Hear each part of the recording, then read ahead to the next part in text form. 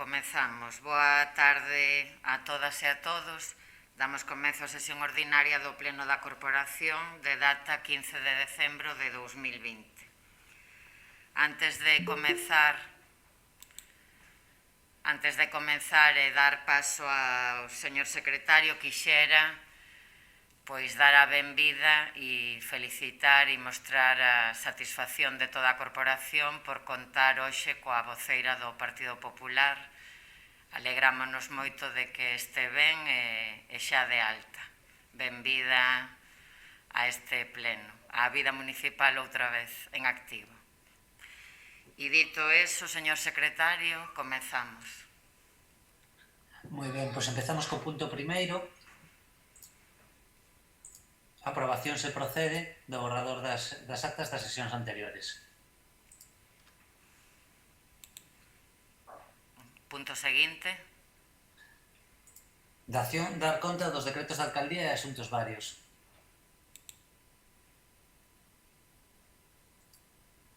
Pasamos ao punto seguinte, que é aprobación de regulamento de reparto do Fondo de Acción Social para os traballadores ou traballadores do Concello de Betanzos. Voceiro do Grupo de Goberno ten a palabra. Grazas, señora alcaldesa. Ben, hoxe presentamos un novo regulamento de axudas sociais para todo o persoal ao servicio deste Concello, regulamento que recolle axudas de carácter social para gastos educativos, como poden ser gastos derivados da estancia en garderías e escolas infantiles, bolsas de estudos ou gastos médicos, como poden ser gastos odontolóxicos en oftalmoloxía ou en prótesis. Ademais de incluir gastos derivados de estancias en centros de día ou de residencias de maiores. Este novo regulamento elaborouse coa premisa de que os importes das axudas sexan proporcionais ao salario bruto de cada traballador ou cada traballadora do noso Concello e así establecemos 4 tramos. Un primeiro tramo para os salarios de ata 20.000 euros, un segundo tramo para os salarios comprendidos entre 20.001 e 30.000 euros, un terceiro tramo para os salarios comprendidos entre 30.001 e 40.000 euros e o cuarto tramo para aqueles salarios brutos en todos os tramos anuais maiores a 40.001 euros. Así, a cuantía do primeiro grupo reduciríase un 15% do segundo grupo reduciríase un 15% sobre a cuantía do primeiro, a cuantía do terceiro grupo sería un 20% menos que a cuantía que reciba o segundo grupo e a cuantía a recibir por o cuarto grupo sería un 25% menos do que recibe o terceiro grupo.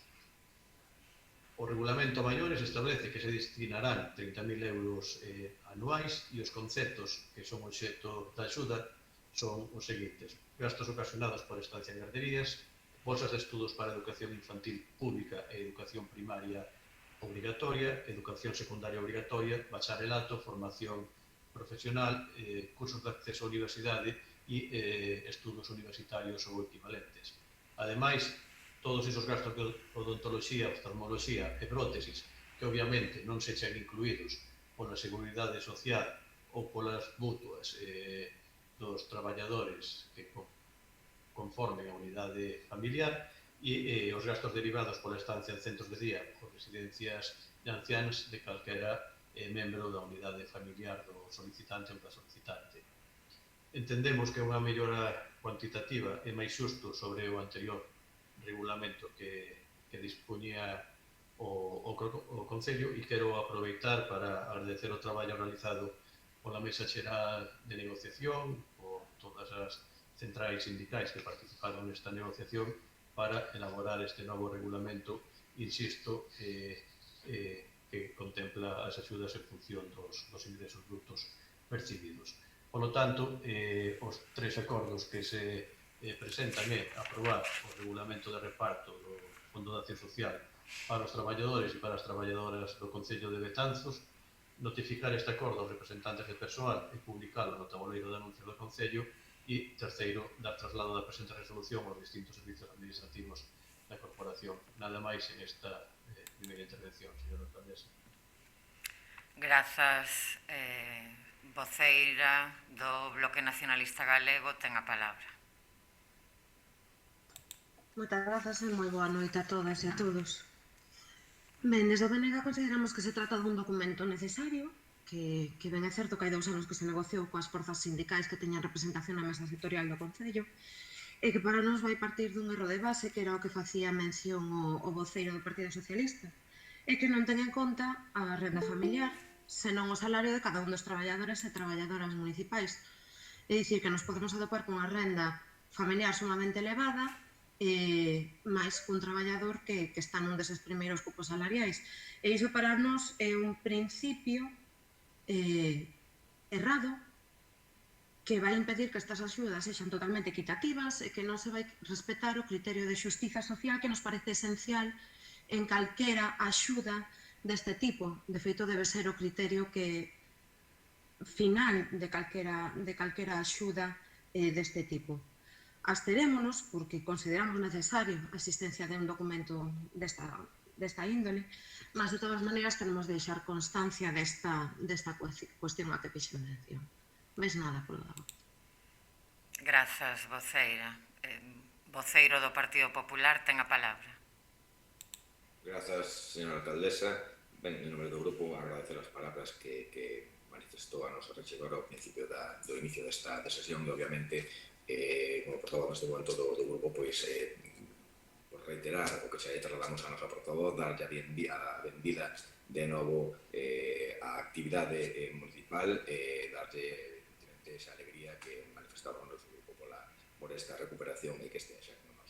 Ben, indo ao fondo do asunto que estamos a tratar, obviamente estamos a falar dun documento regulador destas bolsas de axuda que se encaran de cara ao personal municipal e, obviamente, pois, estamos de acordo en que isto sexa así regulado. Habrá que ir vendo se hai que ir pulindo ou non eses tramos, como dicía a portavoz nacionalista, en función desas rendas, pero, bueno, entendemos que é algo positivo, entendemos que é algo necesario neste apartado, o noso sentido de voto vai ser favorable. Moitas grazas. Voceiro do Grupo de Goberno ten a palabra. Ben, nada, agradecer o voto favorable do Grupo Popular e a abstención do Bloque Nacionalista Galego, só por dar unha explicación de por que se contempla o salario bruto anual do traballador ou da traballadora ou dos traballadores que conformen esa unidade familiar e non a renda, o imposto do IRPF, é porque decidimos, e así dentro das negociacións de forma mayoritaria, creo que foi en torno a un 90% da mesa, optou por cuantificar a renda, o salario bruto anual de cada traballador ou cada traballadora, posto que son axudas dirixidos ao persoal do Concello, polo tanto, non tiveramos en conta os salarios do propio Concello. Se podería haber elexido a renda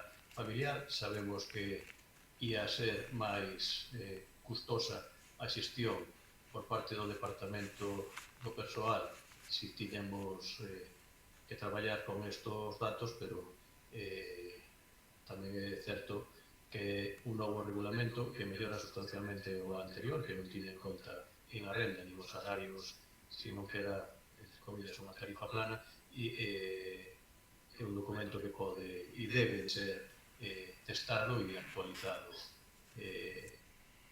nas distintas mesas se se detecta que se pode mellorar. Por lo tanto, insisto, agradecer o voto favorable e a abstención do Bloque Nacionalista Galego. Nada máis que añadir.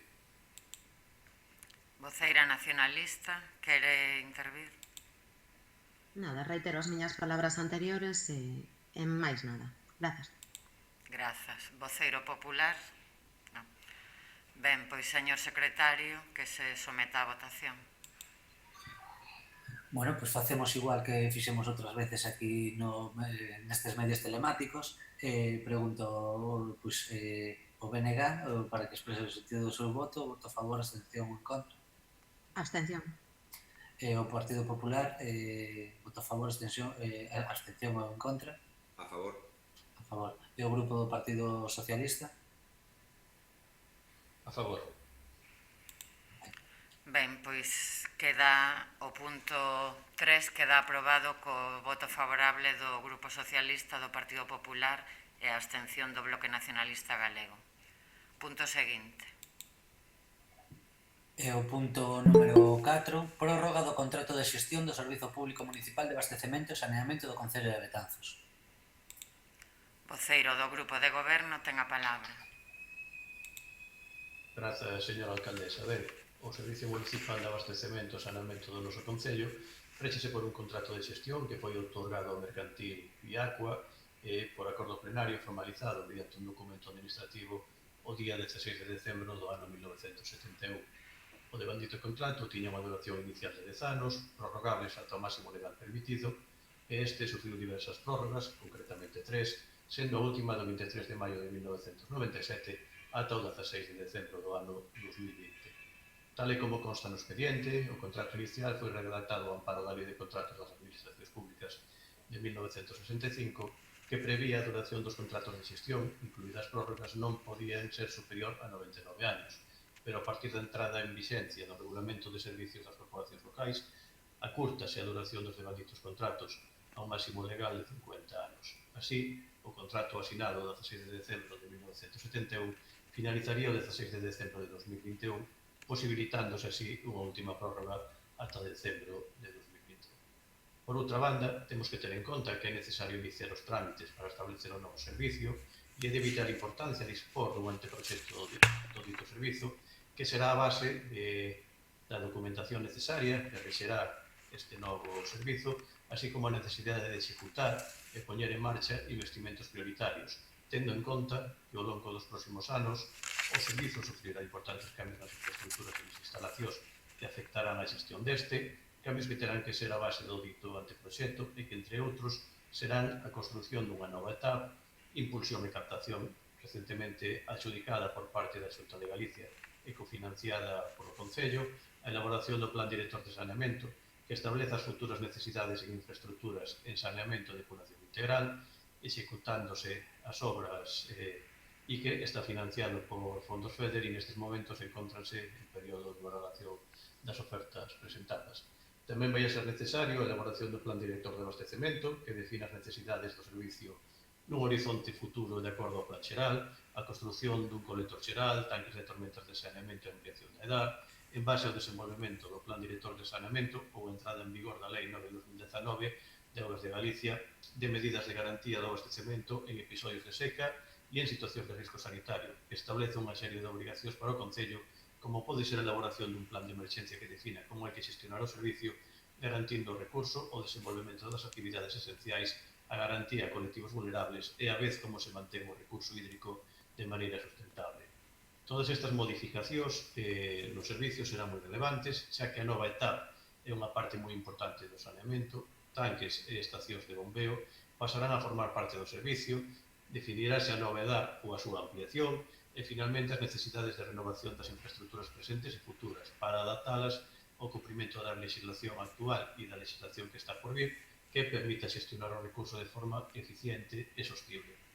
Así mesmo, o resultado do Plan Director de Abastecemento definirá as necesidades actuais e futuras do servicio de abastecemento e proxectarán as principais accións a levar a cabo nos próximos 20 anos.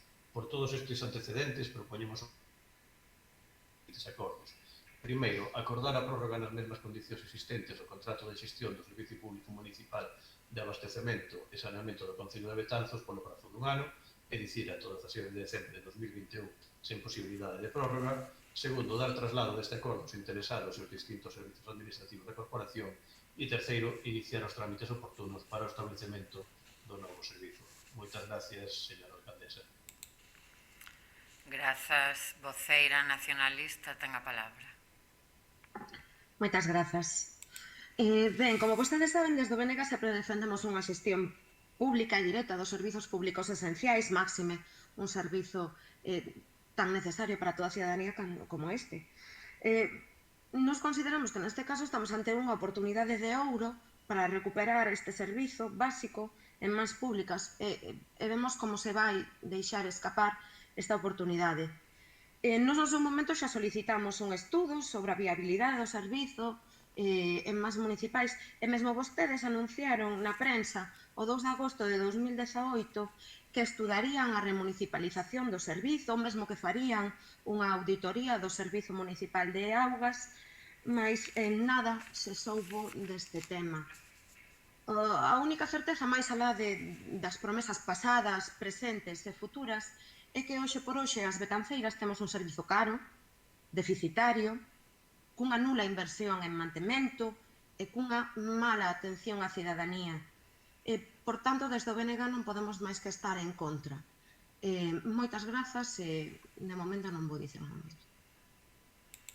Grazas. Voceiro popular ten a palabra. Grazas, señora alcaldesa. Ben, sin entrar no debate que xa temos tido en moitísimas ocasións, en sesión plenarias, sobre a xestión directa ou indirecta, máis que remunicipalización, eu sempre digo, non estamos falando nunca de remunicipalización, é dicir, o servicio nunca deixou de ser municipal, falaremos pois de xestión directa ou indirecta, non? Que sería o máis adecuado. Creo que o portavoz que está a falar, creo que en numerosas ocasións, en diferentes sesións plenarias, defendeu que debe ser un servicio externalizado, de forma xestionada de forma indirecta, como está sendo, porque o máis convite para o noso concepto, non? Para a complexidade, tanto técnicamente como a nivel de infraestructuras, de levar este servicio, o cual, bueno, creo que xa un debate que temos tido en moitas ocasións e as posturas están claras. En relación, pois, ao punto que estamos a tratar, bueno, pois, independencia da legalidade da proposta, como foi mención a propia interventora desta prórroga, obviamente fai alusión a ese novo proceso de licitación que habría que facer, non?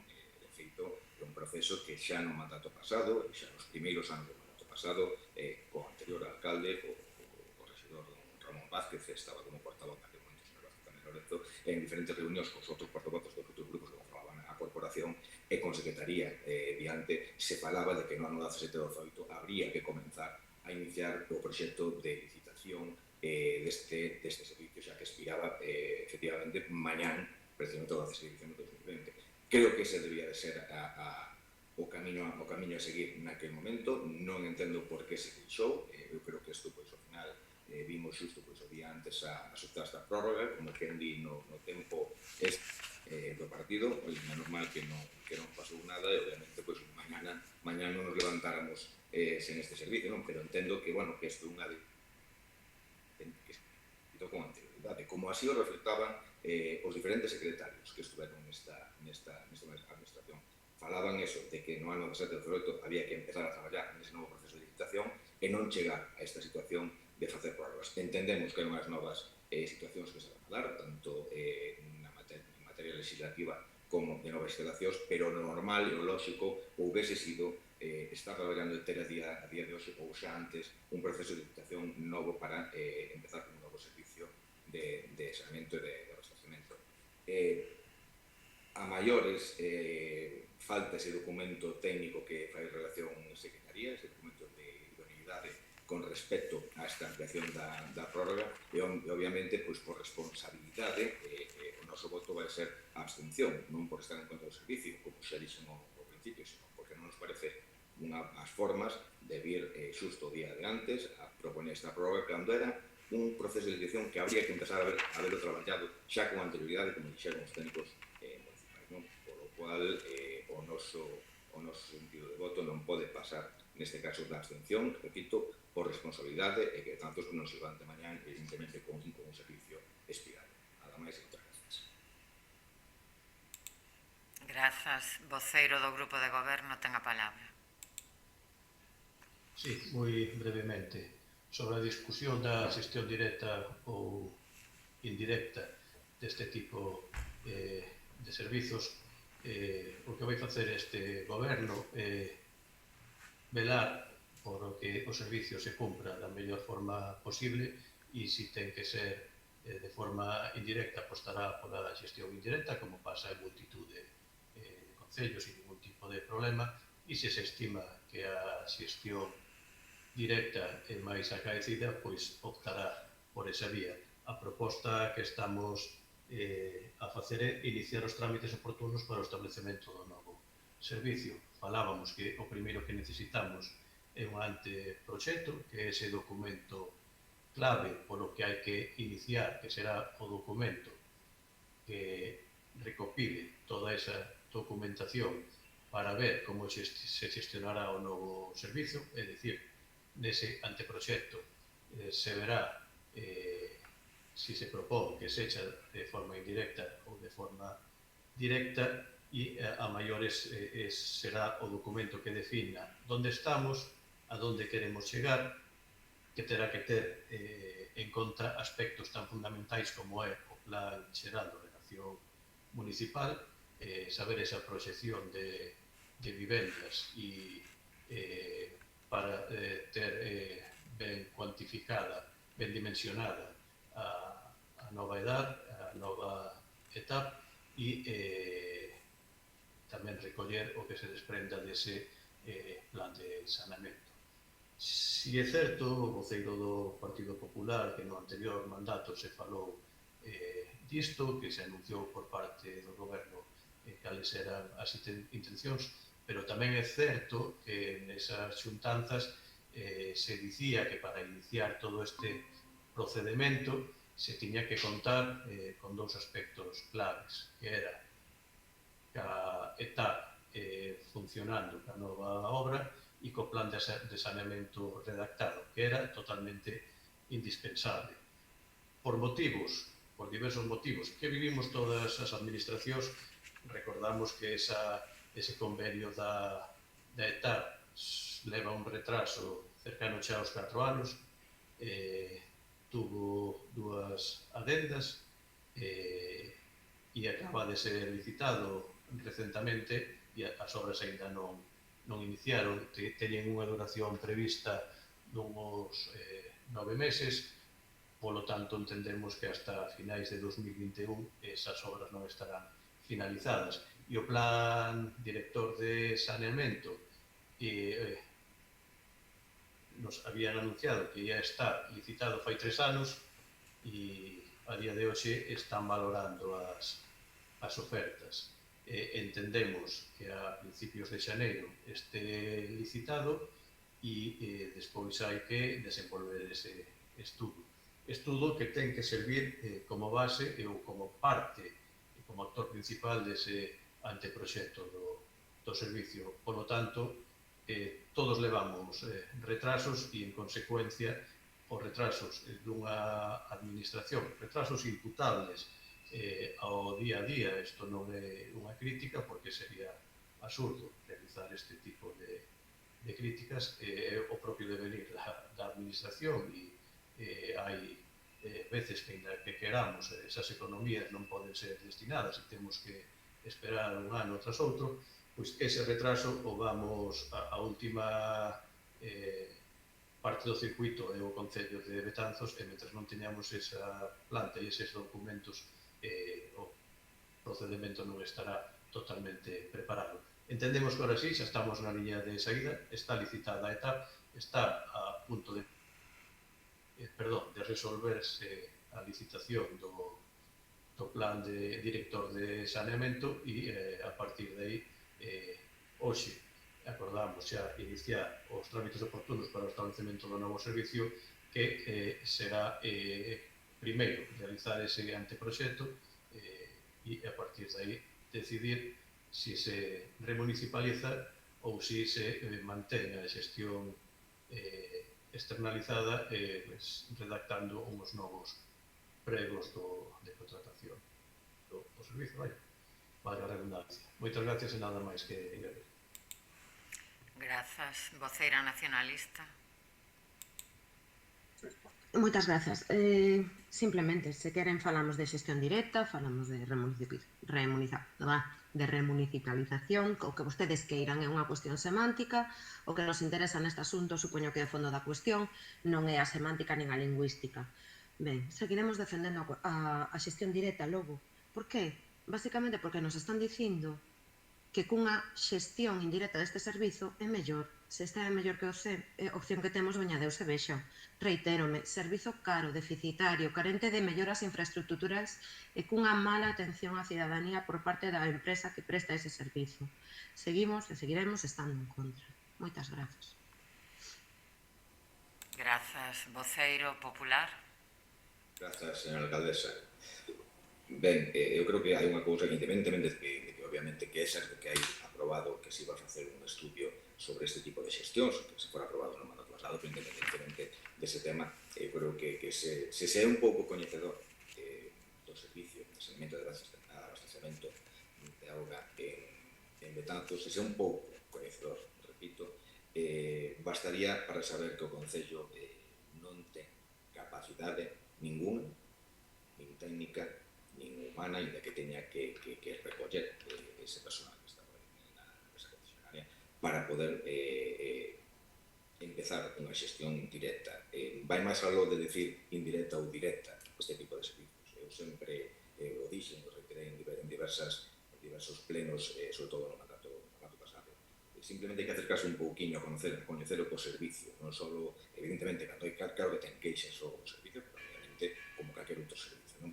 Pero hai que acercarse ben ao servicio, ver como se traballa, ver as infraestructuras, o material, o personal que teñen, para saber un pouco que o Concello de Betanzos non sería capaz, se o mes que ven tuéramos que ponernos en marcha, non sería capaz de levar pola súa man este tipo de servicios, non? Entonces, a xestión indirecta, neste caso, é favorable, independentemente de que se faga un estudio, estamos de acordo en que se faga un estudio sobre esa viabilidade dunha forma de xestión ou de outra, xa o reiteramos no mandato pasado, pero eu creo que sería convinte, como lle dixen a outros grupos na pasada legislatura, sería convinte acercarse a coñecer de primeira man como funcionan os servicios, como funciona este tipo de xestión indirecta sobre o saneamento e abastecemento de agua, para darse conta de que o Concello de Betanzos non ten esa capacidade para poder prestar este servicio. Respecto ás palabras do portavoz socialista, evidentemente entendemos que houve un retraso nese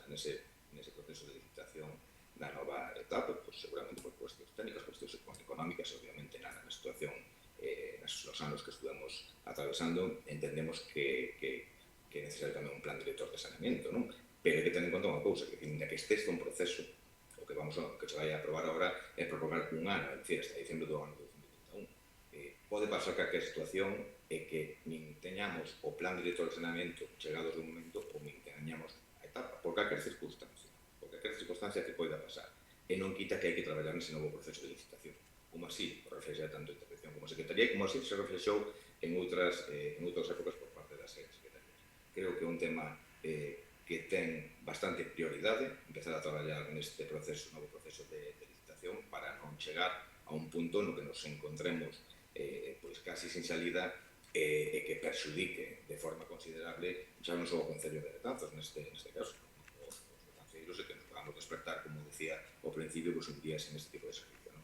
Entonces, bueno, reiterar que se dé prioridade a este novo proceso, independentemente dese proceso de licitación que está en marcha respecto ao plan director de saneamento ou respecto ao tema da etapa. E reiterar o noso sentido de abstención por responsabilidade.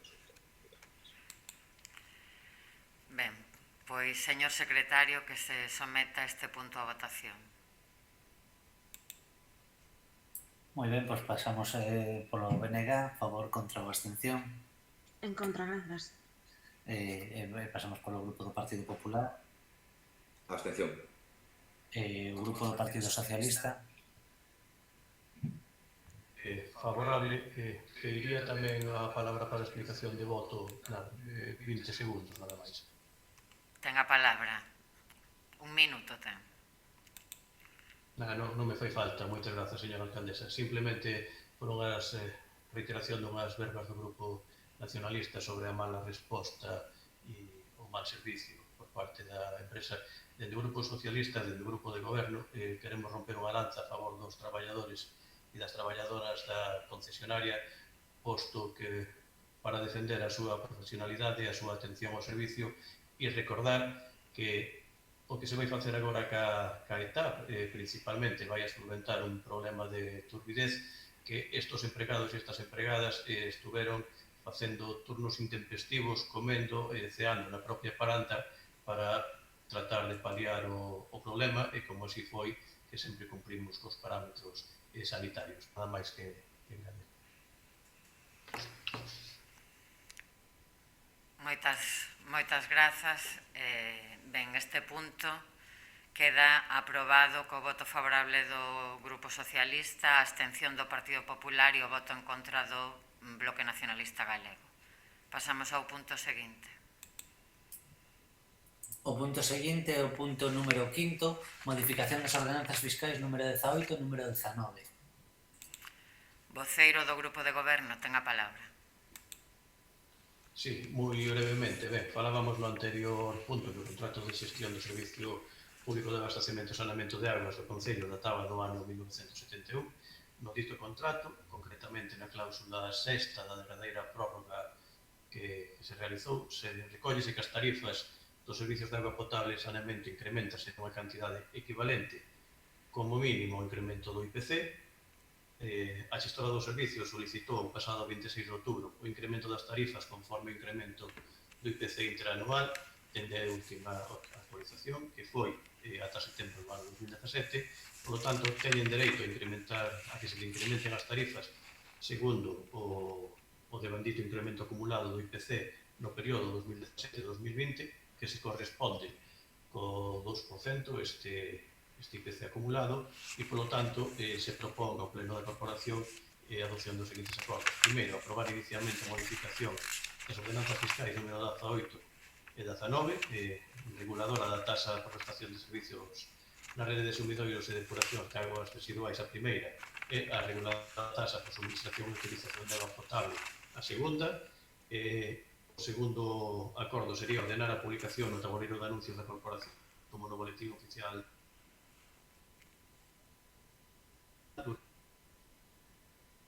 do seguinte o de inserción do anuncio correspondente, ao fin de que os interesados poidan examinar o expediente e presentar reclamacións entre este pleno. E terceiro e último, entender definitivamente aprobada a presente modificación sen necesidade de novo acordo plenario se durante o período de exposición pública non se presentaran reclamacións. Nada máis nesta primeira intervención. Grazas. Voceira nacionalista, ten a palabra. Moitas grazas, señora alcaldesa. Eu creo que desde que se iniciou esta pandemia e ao longo de todos estes meses, se había algo que todos os grupos que compoñemos esta corporación tiñamos en común é que estábamos de acordo en que as axudas á cidadanía nun momento tan difícil como este debían ser continuas e constantes. En ano de pandemia decidimos que imos subir as taxas dun servizo básico, esencial e universal que afecta absolutamente todos os veciños e veciñas de Betanzos. É un servizo que atinxe sobre todo a un colectivo tan danado como é o colectivo da hostelaría. Mentres por un lado estamos a vender que suspendemos algúns dos tributos e que axudamos a cidadanía, colamos este taxazo que nos vai afectar absolutamente todos e todas. Digo taxazo así con todas as letras porque é injusto porque non é o momento e porque, como xa falamos no punto anterior, sigue sendo un servizo caro e sigue sendo un servizo deficitario. E por todos estes motivos, desde o BNG non podemos estar máis que en contra desta suba que consideramos tan sumamente injusta. Moitas grazas. Grazas. Voceiro do Partido Popular, ten a palabra. Grazas, señora alcaldesa. Ben, pois obviamente esta modificación que se nos presenta ben vinculada ao anterior punto, eu creo que hai que facer alusión a dúas cuestións que se fai precisamente desde intervención.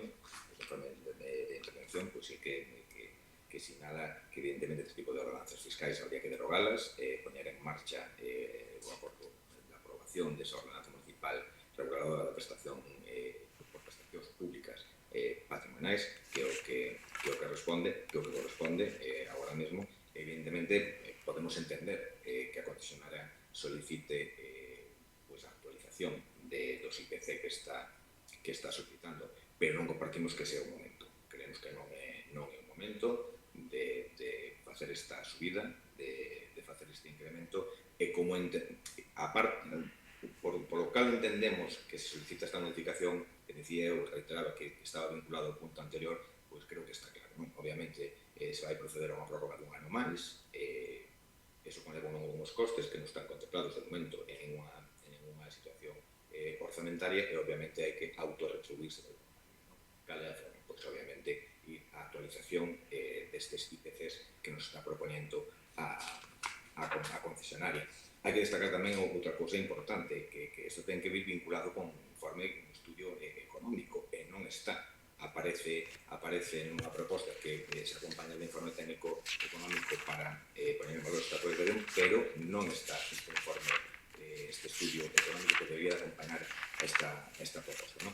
Nos, repito, entendemos esa legalidade de pedir modificar as ordenanzas para actualizar o IPC, ainda que hai que destacar esa manifestación que fai intervención de que hai que derogar este tipo de ordenanzas e pasar xa ás novas tasas, ás novas ordenanzas reguladoras que se reflicten patrimoniais no informe. Non hai estudio económico que acompañe esta modificación que solicita, e o que entendemos é que, evidentemente, dada esa prórroga que se vai a levar a cabo hasta diciembre do ano 2021, evidentemente, pues, teñen que autorretribuirse de alguna maneira, e esta é unha das formas.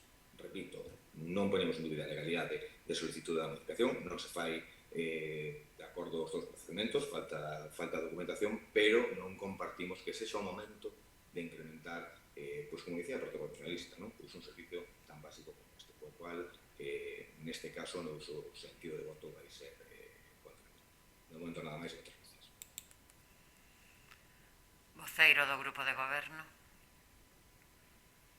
Ben, moi brevemente, evidentemente que anunciamos e así propuxemos e así acordamos todos esos tasas municipais que sufriron bonificacións, exencións e que se conxelaron, xa se trataron en dúas sesións plenarias, e agora estamos sobre un dereito legal dunha concesionaria que solicita ese incremento do IPC, e se recordan vostedes, fai dúas sesións plenarias había un expediente similar a este, que era a petición das actualizacións das tarifas para a prestación do servicio de actividades deportivas na piscina municipal, e que dende o BNG se criticou con dureza que o Concello,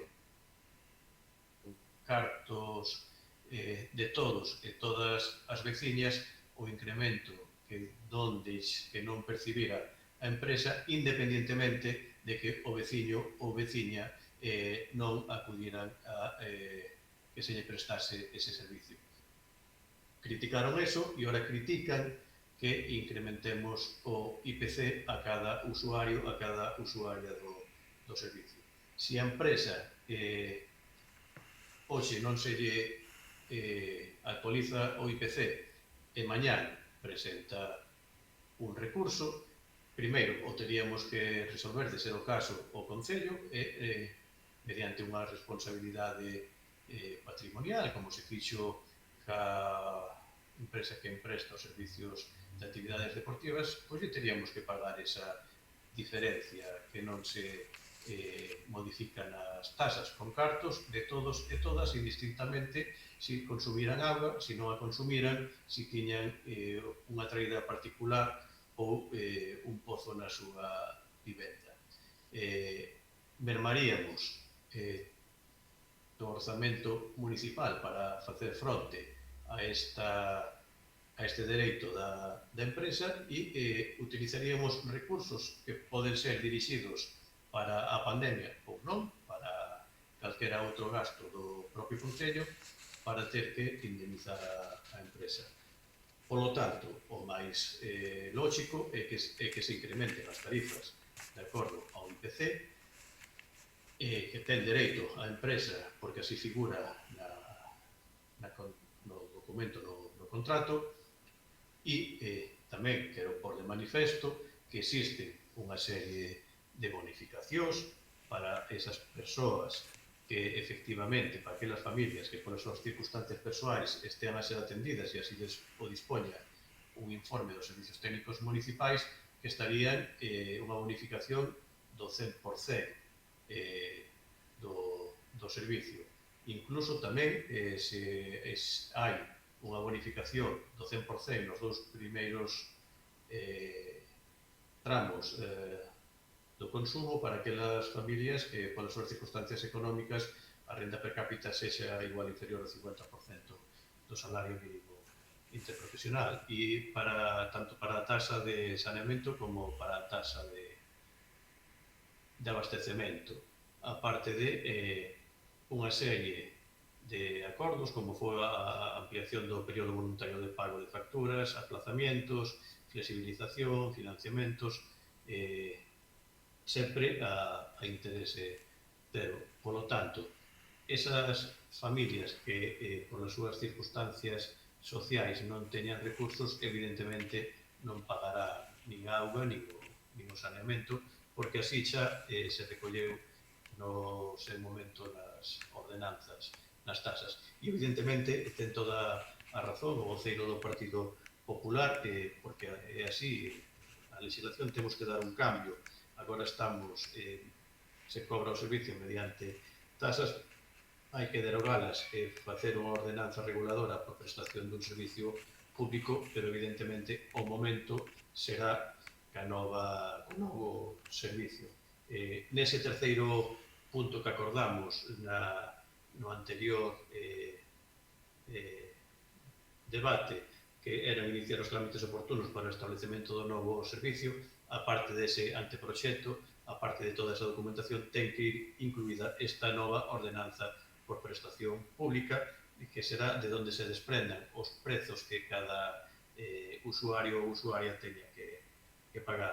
E, por certo, señora do BNG, o servicio non é deficitario, non lle costa €1 as arcas municipais, por lo tanto, non pode afirmar con tanta lixereza que estamos ante un servicio deficitario. Moitas gracias, nada máis que engadir. Voceira nacionalista, ten a palabra. Moitas grazas, señora alcaldesa. Estou completamente de acordo que pode ter todo o dereito legal a empresa de pedir que se lle suba a actualización do IPC ao seu servizo. Outra cosa que sexa unha cuestión moral, que é o que lle estaba intentando facer ver ao voceiro do Partido Socialista. Comparar o servizo de augas co servizo da piscina é como comparar ir en bus a traballar, que é unha necesidade, como ir en BMW, que é outro tipo de mobilidade. É dicir, un é absolutamente necesario, todos consumimos a auga, todos temos saneamento. Ir á piscina non é unha cuestión obrigatoria, en cando menos é escollible.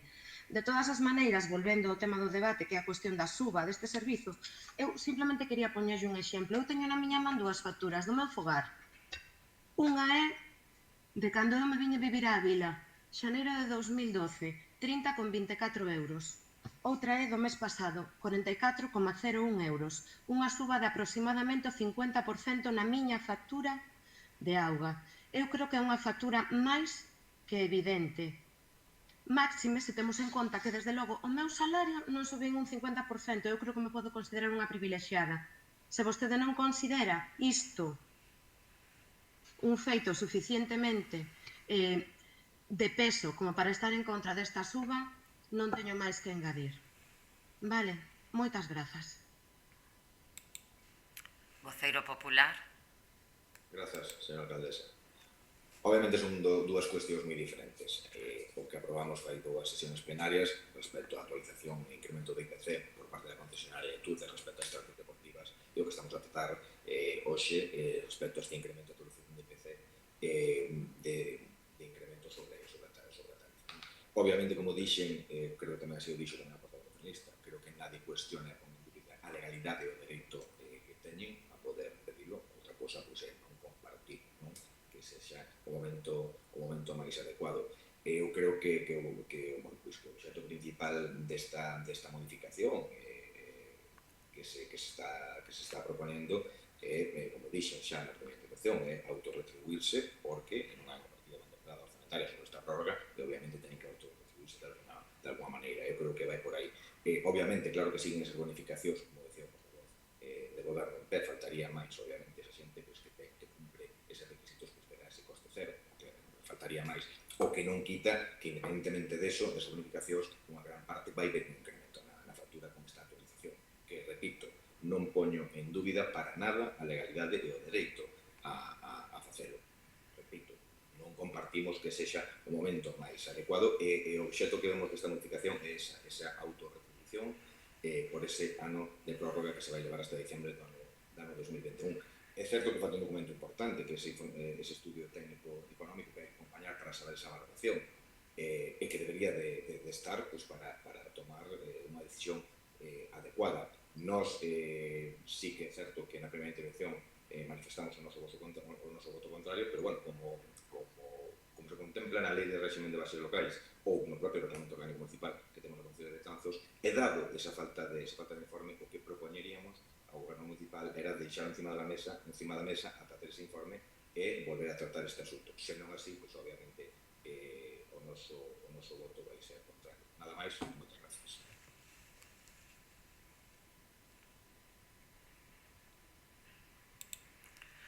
Voceiro do Grupo de Goberno, resposta a esta intervención antes de sometelo a esta petición do Partido Popular. É que non o aclare o secretario, pero cando se pide un informe que ten que ver ca aprobación do asunto, e é certo que a intervención di que se debe de que o cambio de legislación debería ser de acompañar un estudio económico financiero, que nos lo aclare o secretario. Non temos ningún inconvite deixado encima da mesa así para a petición dun novo informe. Señor secretario. Bueno, disculpade. Digo, efectivamente, eu o que entendo é que... Perdón, un segundo. Digo que eu o que entendo é que para esta actualización do IPC o que se comprobou é a suba do IPC. E o que informa a intervención é que para o establecemento deste prezo de carácter patrimonial, público-patrimonial, sí que sería necesario este estudio económico-financiero, o sea que son dúas cosas diversas. Por eso entendo que o acordo se pode realizar. En todo caso, corresponde vos a vos decidir se queda enriba da mesa ou non.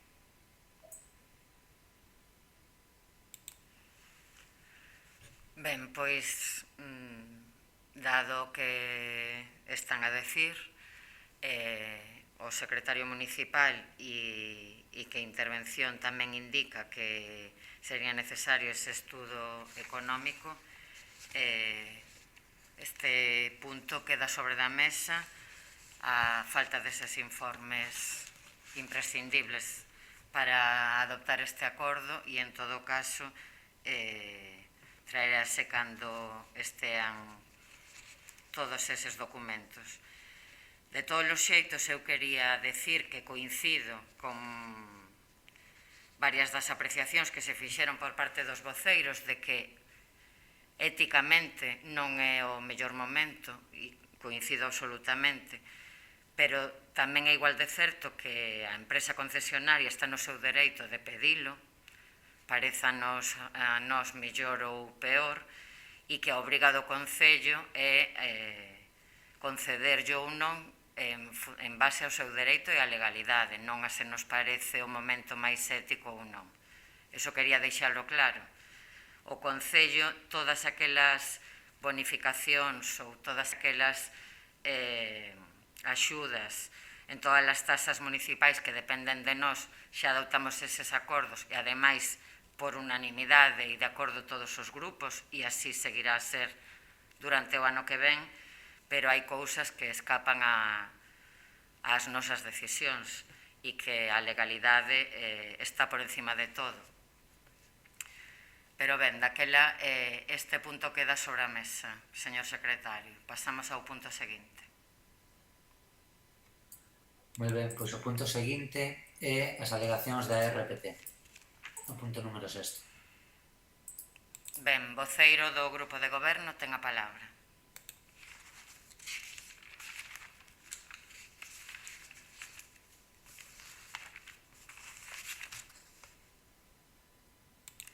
Voceiro do grupo de goberno ten que activar o micrófono. Grazas. Perdón. Ben, dicía que no día de hoxe estamos ante o último chanzo dun proceso que se iniciou a principios do ano 2017, cando o Concello adxudicou o contrato do Servicio de Asistencia Técnica no deseño, confección e implantación efectiva dunha relación de postos de traballo e un plan de ordenación dos recursos humanos do Concello para os anos 2017 e 2020. Alá, polo mes de xullo dese ano 2017, a empresa adjudicataria presentou un primeiro borrador do documento, logo de realizar multitude de entrevistas cos traballadores e cos traballadoras do Concello durante os meses de marzo, abril e maio dese mesmo ano. Posteriormente, abriuse un período de consultas e alegacións e realizáronse máis entrevistas durante os meses de agosto e setembro do devandito ano para a continuación, entre novembro do ano 2017 en marzo de 2018, levouse a cabo un proceso de negociación coa representación sindical na que se trataron os obxectivos específicos, o marco xurídico, a metodoloxía e os criterios a aplicar para levar a cabo o documento, a estrutura organizativa e organigramas propostos, a estrutura retributiva, tanto as básicas como os complementos de destino o específico, este último con modelo matemático, e as fichas dos postos e o impacto económico. Para finalizar o proceso de negociación, de decembro do ano 2018 a abril de 2019 tiveron lugar as mesas de negociación para rematar o traballo iniciado e levado a cabo nas múltiples xuntanzas anteriores e nesas datas, nunha mesa xeral de negociación, desembocouse nun proxecto de relación de postos de traballo negociado con toda a representación sindical e acordado naqueles momentos coas centrais sindicais do CESIF e de Comisións Obreiras. Este proceso de negociación foi un traballo longo en o que se tratou de buscar un equilibrio entre as demandas dos representantes sindicais, a eficacia dos servicios públicos e a sostenibilidade dos recursos do Concello, e tendo a intención de elaborar un documento ambicioso no que se reflectira todos os postos de traballo e que puidese denominarse como documento ideal, e así foron elaborados os documentos iniciais. Esta situación mudou de forma considerable tras a análise xurídica realizada por o profesor de Dereito Administrativo e director da Cátedra de Dereito Local da Universidade da Coruña, que no seu informe emitido o día 25 de outubro de 2018 e que está incorporado á RPT, concluíase que o Concello de Betanzos non tiña unha verdadeira RPT, de tal xeito que xa non estábamos ante unha modificación do documento, senón ante a confección da que podíamos denominar como a primeira relación de postos de traballo deste Concello e, polo tanto, únicamente podíanse contemplar as prazas consideradas como estruturais e que non poden ser ocupadas por persoal que non teña condición de fixo ou de indefinido. Logo de todo este proceso, na sesión plenaria do pasado día 27 de febreiro do ano 2020, o Pleno da Corporación aprobou de forma inicial a relación de postos de traballo do Concello, documento que recollía 65 postos aos que se irían engadindo as sentenzas firmes de indefinición que se foron recibindo con posterioridade. Este documento aprobado recolle eses postos estruturais e ocupados por persoal fixo ou indefinido, dos que a 13 lle sube o grupo, a 24 o complemento de destino e a 57 ben mellorados o complemento específico, é dicir, só 8 postos non ben incrementado o salario. Evidentemente, a ningún posto se lle baixan as retribucións. Logo desta aprobación inicial, e para continuar coa tramitación administrativa, publicouse no Boletín Oficial da Provincia o acordo inicial o día 16 de marzo do ano 2020 e se ampliou o prazo por mor do estado de alarma mediante un novo anuncio no Boletín Oficial da Provincia do 17 de xullo de 2020 para que os interesados ou afectados presentasen as súas alegacións. Así pois, neste período de reclamacións presentáronse en tempo e forma 39 alegacións, das que, en función dos informes emitidos ao respecto, se propón estimar 2, desestimar 30 e estimar de forma parcial 7 delas. O documento foi levado novamente á Mesa Xeral de Negociación, que ratificou este texto, estas estimacións e desestimacións co 86,11% da representatividade da dita mesa.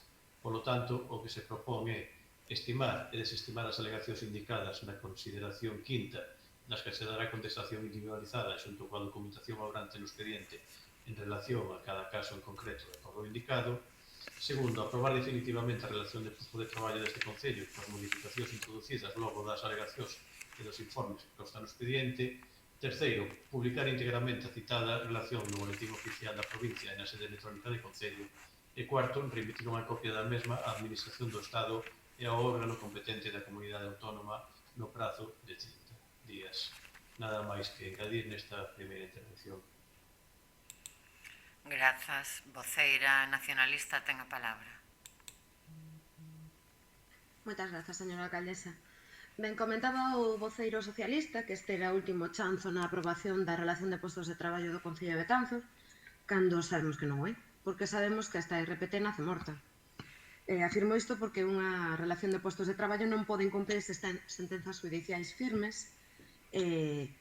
Aquí sabemos que estas sentenzas, 8, polo menos, das que nós teñamos coñecemento, recollen uns postos de traballo que se recoñecen como estruturais e que deben, obrigatoriamente, aparecer nese documento. Por tanto, vostede menciona que se recollen absolutamente todos os postos de traballo, cando polo menos na RPT faltan postos da Escola Municipal, do Conservatorio, da EMUF, etc. Este texto irá ao xuízo, será revogado, e, por tanto, non podemos máis que estar en contra. Sobre todo porque o Pleno non pode aprobar un documento que vai en contra de sentencias judiciais en firme. Reitero que estaremos en contra e nada máis por este momento. Voceiro do Partido Popular ten a palabra. Grazas, señora alcaldesa. Ben, pois estamos na proposta final que nos trae o Goberno Municipal sobre a primeira RPT que pode existir no Concello de Betanzos. E, obviamente, pois o final deste documento pois non é máis feliz, evidentemente, para o persoal traballador desta administración. O decía ahora a portavoz nacionalista, sentencias firmes que veñen do ano 2019, se non me equivoco son máis de 8, que non constan nesta aprobación final, non se contemplan estruturas de xefe de servicio as que tanto se facía alusión para dar unha maior operatividade á estrutura principal, non se dá cobertura pois esa figura de tesorería que se facía mención de Secretaría de Intervención a pesar do informe do asesor xurídico e que ademais consta con unha sentencia firme. Non se atende, por outra parte, a esa legislación orzamentaria dos orzamentos xerais onde se di que todo aqueles cadros de personal que vayan incluídos, que vayan retribuídos nun orzamento deben de ser incorporados na súa totalidade tamén na RPT, non? Unha serie de cuestións, obviamente, que non auguran un futuro a esta RPT, non? Crean, de feito, con diferencia con respecto á aprobación inicial, aparece unha ou dúas figuras novas no documento. Entendemos que se isto se dá así, non entendemos por que ten unha aprobación final con esa variación respecto á aprobación inicial, e por moita palabra que se dé, eu tampouco vexo que quede reflectido na documentación unha garantía de tanto que se decía sobre esa palabra dese garante, desa protección dos postos daqueles que queden fora. Obviamente, isto vai provocar unha serie de riscos para aqueles que queden fora, e obviamente entendemos que non é un documento, a pesar de ser conscientes da complexidade que ten elaborar unha relación de postos de traballo, entendemos que non é un documento que reflite na súa totalidade a realidade laboral deste Concello. Eu creo que quedan nun limbo de inseguridade aqueles postos que quedan fora. Por moita palabra, repito, que se diga, a legislación é que os procedimentos son os que son. A non ser que teñas unha sentencia firme, e obviamente ir incorporando a cousa que non sucede nesta aprobación definitiva, pero aqueles que non teñen sentencia firme, incluso aqueles que a teñen e non están e teñen que recurrir e teñen uns costes a maiores, pero aqueles que non teñen sentencia firme, que vai pasar con eles? Cal vai ser a súa garantía do seu posto, non? Repito, entendemos que non é o documento que millor reflicta, como digo, a realidade laboral deste Concello. Para nós, dende logo, como xa dixemos na aprobación inicial, ten moitas lagunas, ten moitas carencias, non protexe a todo o personal, e entendemos que debería de executarse de outra maneira diferente e dar cabida, dende logo, a toda ese personal que queda fora. Repito, todo aquel cadro persoal, polas consultas que podemos facer nós, e según nos asesoraron, os cadros de personal que aparecen en orzamentos deben de ir incorporados na RPT, evidentemente adaptados á legislación, pero deben de ir incorporados, ou entendemos que así debe de ser. Por lo tanto, pois o noso sentido de voto vai ser, como nesa aprobación inicial, un voto contrario. De momento nada máis, moitas gracias. Voceiro do Grupo de Goberno ten a palabra. Moi brevemente, decirlle a voceira do Bloque Nacionalista Galego que non tire de demagoxia, que non diga que se incumpren sentencias firmes e que este documento nace morto, porque as sentencias din que hai 6 meses para incorporar a ese persoal á relación de postos de traballo. É verdade que chegaron varias sentencias da escola infantil, da directora da EMUF, do director do conservatorio e de algún empregado máis, concretamente persoal do Departamento de Electricidade, chegaron a sentencias firmes porque non foron recorridas, obviamente, polo Concello, despois da elaboración do informe das alegacións. Polo tanto, salvo erro ou omisión, están todas as sentencias firmes que había antes de o peche dese informe ás alegacións, que son as que se incorporan a este documento dinámico, ao que se incorporarán todas esas sentencias que chegaron nun tempo necesario, neses 6 meses. Temos que dar conta que cada vez que modifiquemos a relación de postos de traballo con sentencias, se o facemos sentencia a sentencia, temos que abrir un proceso de negociación co persoal, que nas mesas xerais de negociación, chegar a acordo ou non, pero negocialo, unha aprobación inicial, un prazo de alegacións e unha aprobación definitiva. Por lo tanto, é absurdo facer isto con unha sentencia e dentro de 3 meses con outra, e dentro de 3 meses con outra, e dentro de 15 días con outra. Entón, o que se vai a facer, e así se dixo nas negociacións, e así se dixo cando se iniciou, que se iban a ir incorporando paulatinamente por grupos, eso sí, sin dilacións. Temos, despois da sentencia firme, 6 meses para facelo, sin ningún tipo de dilación. Por lo tanto, non se está a incumprir nada.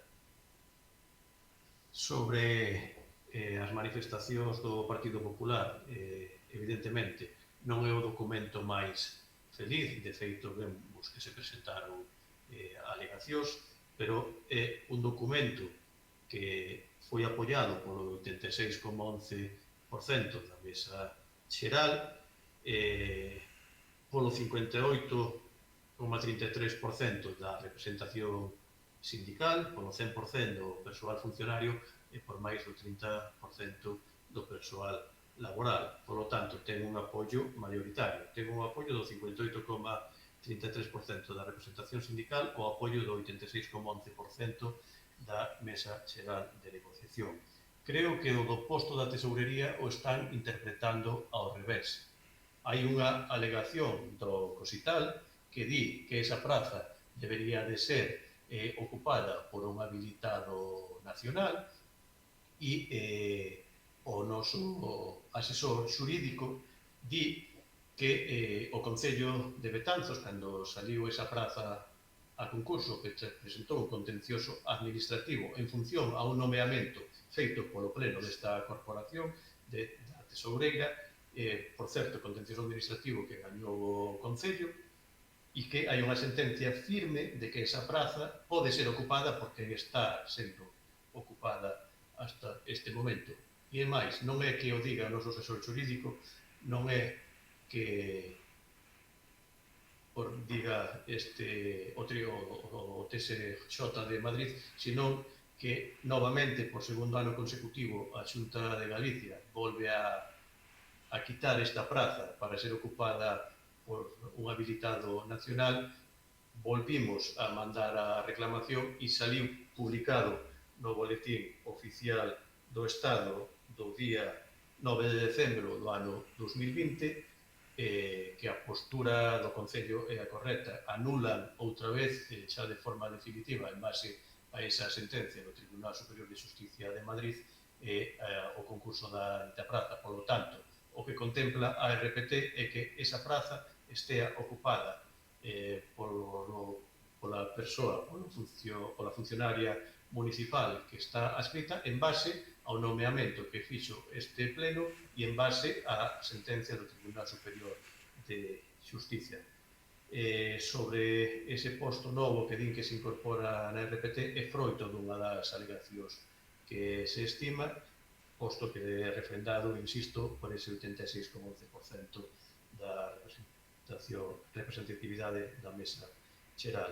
E volven a incidir en que situación queda o persoal que, vai a redundancia, que está fora da RPT, na mesma que está agora.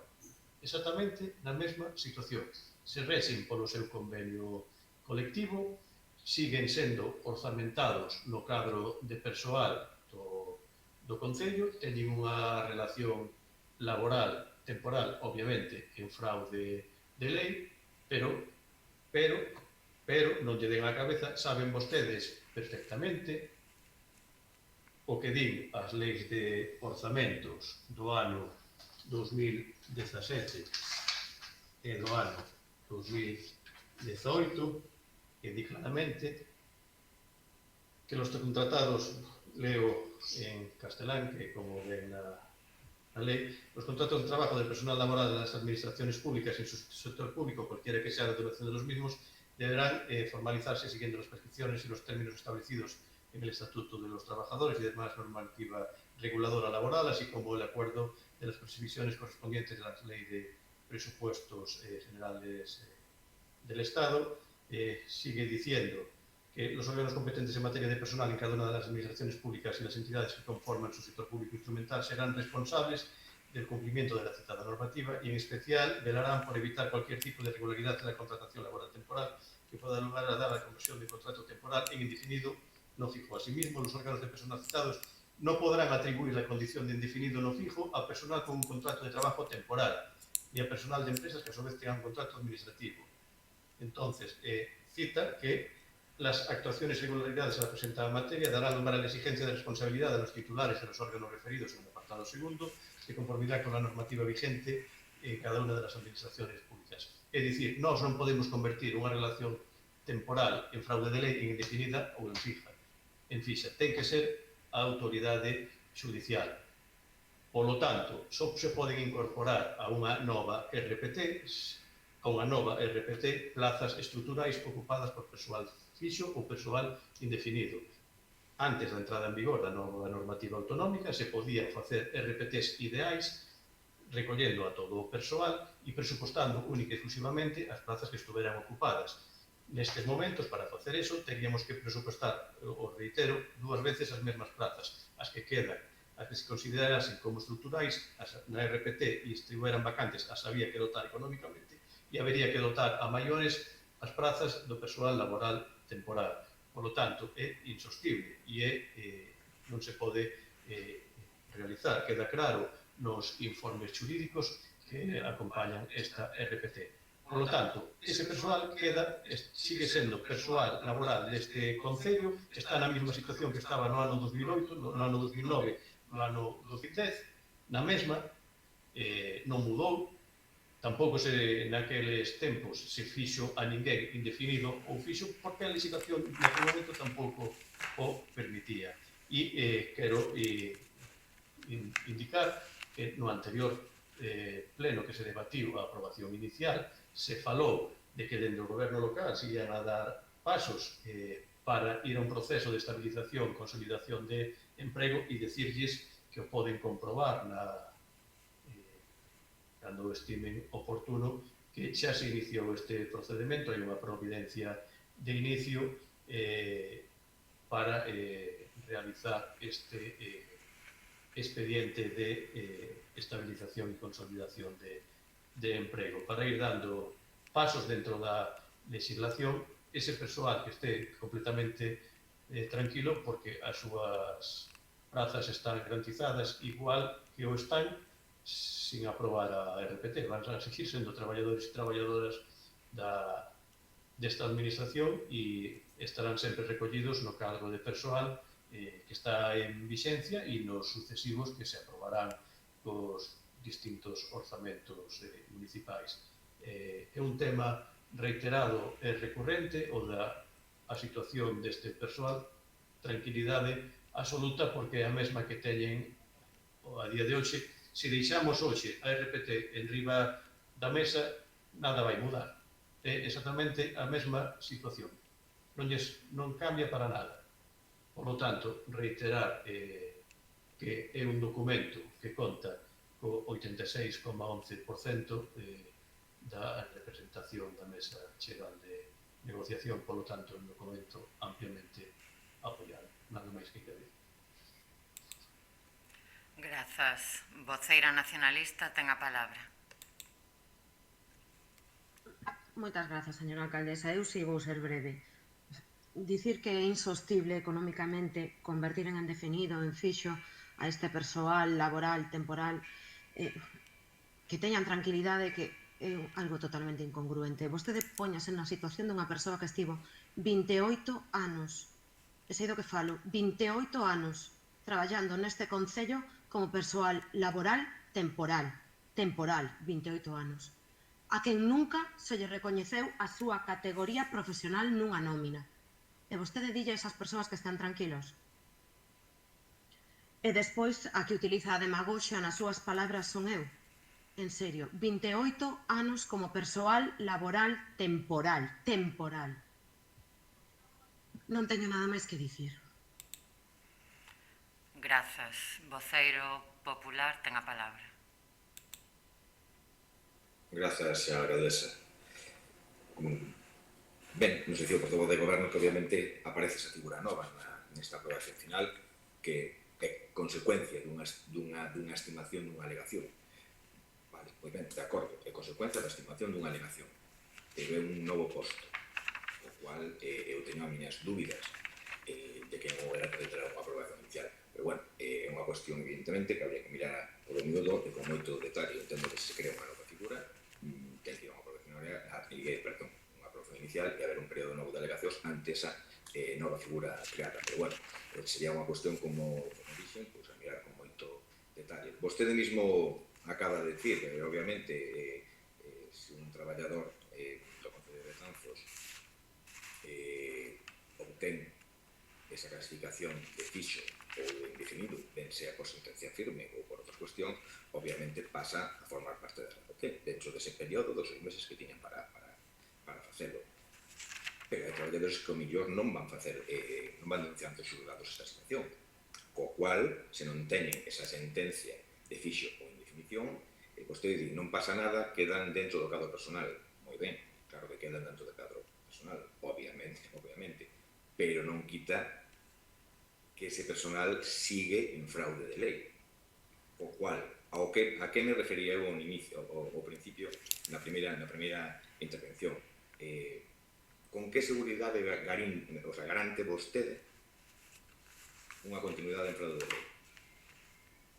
Eu podo comprender que se é unha sentencia evidentemente firme de indefinición ou de fixo, obviamente a incorporan a RPT. Moi ben, perfecto. De aí a decir, non pasa nada se non o teñen porque queda no cadro personal, como pasou hasta ahora, no 2008, no 2009, ou nos principios dos 90, que foi cando se fixo ese tipo de contratacións, claro, pero cuidado, isto pode tener un fin. Dentro da materia laboral estamos ante un abanico enorme de cuestións que poden perjudicar claramente a esta xente. De aí que a nosa intervención e a nosa aposta era por intentar, de alguma maneira, meter a todo o mundo na RPT e ir solucionando esta situación. Sendo conscientes da complexidade deste documento. Pero vamos, eu creo que garantir con esa totalidade ou con esa contundencia a situación daqueles que non teñan unha sentencia, pois é un pouco atrevido. Para nós ten moitas lagunas este documento, repito, creo que non reflexa esa realidade que dicía ao principio da situación.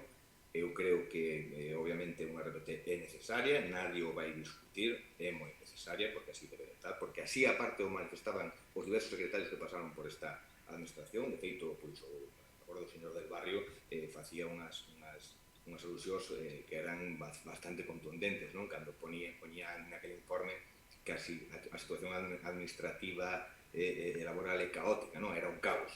Aquelo foi moi chamativo. Foi precisamente no pasado mandato, creo, aquel informe.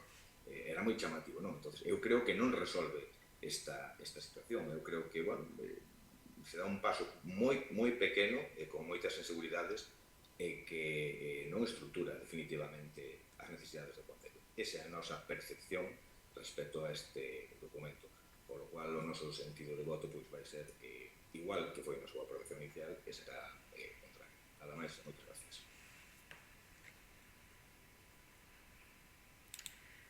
Gracias aos tres voceiros. Eu quería facer algunhas apreciacións ao que aquí se dixo.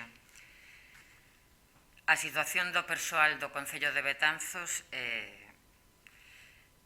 non é nin moitísimo menos boa, pero non é un tema de agora, senón de hai moitísimo tempo. Falaba o voceiro do Partido Popular de principios dos 90 e de aí en diante. Evidentemente, nunca houbo unha relación de postos de traballo como tal neste Concello. Entendemos que é un documento imprescindible, que debe servir de base, é un documento dinámico que debe ir modificándose e adaptándose á realidade do Concello.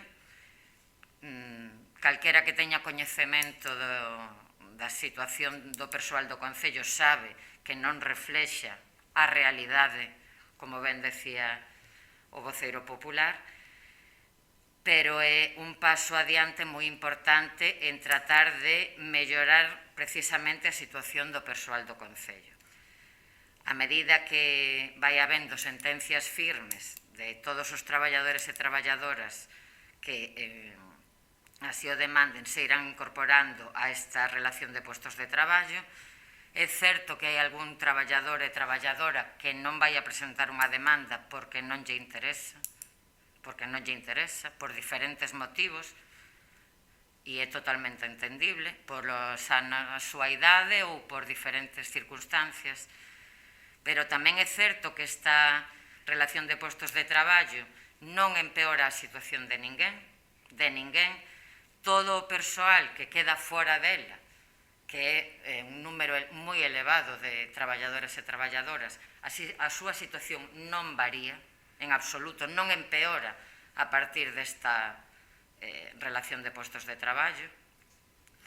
E o compromiso do Concello debe ser seguir traballando para mellorar a situación de todo o persoal, pero, por suposto, de todo ese persoal laboral temporal que en fraude de lei, que queda fora da relación de postos de traballo, pero que en fraude de lei xa está agora, como decía o voceiro do Grupo de Goberno, antes de aprobar esta relación de postos de traballo, e leva anos en fraude de lei, anos. Entón, en algún momento haberá que ir dando pasos para tratar de mellorar esa situación. Este é un paso, non é o paso ideal, xa o dixen noutras ocasións, evidentemente, coincido, estou de acordo, pero é un paso importante ao que deben seguir outros para tratar de mellorar esa situación do persoal. E eu sí quero dar tranquilidade a todo ese persoal. Todo ese persoal ten dereitos adquiridos e, por suposto, pode estar tranquilo. E non me gusta que se alarme sobre esa situación porque non é verdade. O persoal que queda fora continúa igual que até o día de hoxe, pode estar tranquilo en cuanto a súa situación laboral. Ademais, xa o dixemos noutra sesión plenaria e continúa a ser a nosa vontade e así será, a través do convenio colectivo, tratarase de mellorar na medida do posible a situación dese persoal no que se pode dentro dese convenio colectivo. Así que total tranquilidade a ese persoal. Non é a relación de postos de traballo ideal do Concello, non reflicte a realidade absoluta do Concello, non, evidentemente.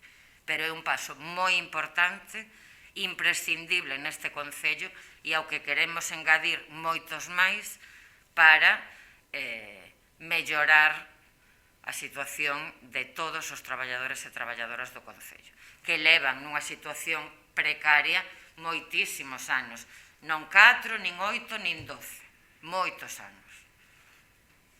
Así que, dito isto, señor secretario, que se someta á votación. Pois pasamos á votación. Imos outra vez polo grupo do BNG, do Bloque Nacionalista Galego. En contra. Polo grupo do Partido Popular. En contra. E polo grupo do Partido Socialista. A favor. Ben, pois este punto queda aprobado co voto favorable do Grupo Socialista e o voto en contra do Bloque Nacionalista Galego e do Partido Popular. Punto seguinte. Punto sétimo, moción do PP para a creación dunha mesa de seguimento da solicitude de declaración da área Rexurbe.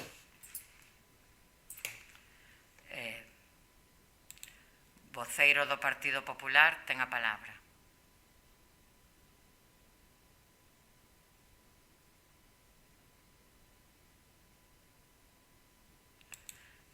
Voceiro do Partido Popular ten que conectar o micro porque non se... Voceiro, segue sin activar o micrófono. Agora sí. Gracias, señora alcaldesa. A Lei 1/2019 do 22 de abril de rehabilitación de rexeneración de renovacións urbanas de Galicia nos artículos 46 e seguintes crea e define unha nova figura chamada área de rexeneración urbana de interese autonómico Rexurbe. Tal e como recolle a Lei de Rehabilitación, correspondente ao Concello solicitar a declaración dun área Rexurbe ante o Instituto Galego de Vivenda e Suelo, cuya proposta que delimite o ámbito de actuación así como unha estrategia ou follo de ruta de dinamización social, económica e comercial da área sobre que actuar, que permita asentar poboación, tecido empresarial, comercio e hostelería, así como recuperar e poñer en valor o patrimonio histórico-artístico de Betón. Sobre a creación da área Rexurbe, presentamos no pleno anterior unha moción que resultou aprobada por toda a corporación municipal que, polo tanto, consideramos de vital importancia que neste eido haxe un consenso tamén de traballo conxunto por parte da corporación, así como do personal técnico e movimento asociativo e dinamizador do casco histórico da nosa cidade. Non só é importante que todos os grupos políticos que conformamos a corporación vayamos da man neste asunto, sino que os veciños e veciñas poidan ser protagonistas da posta en marcha da estrategia de desenvolvemento económico e comercial do casco histórico e que poidan contribuir a convertilo en motor principal da nosa vida.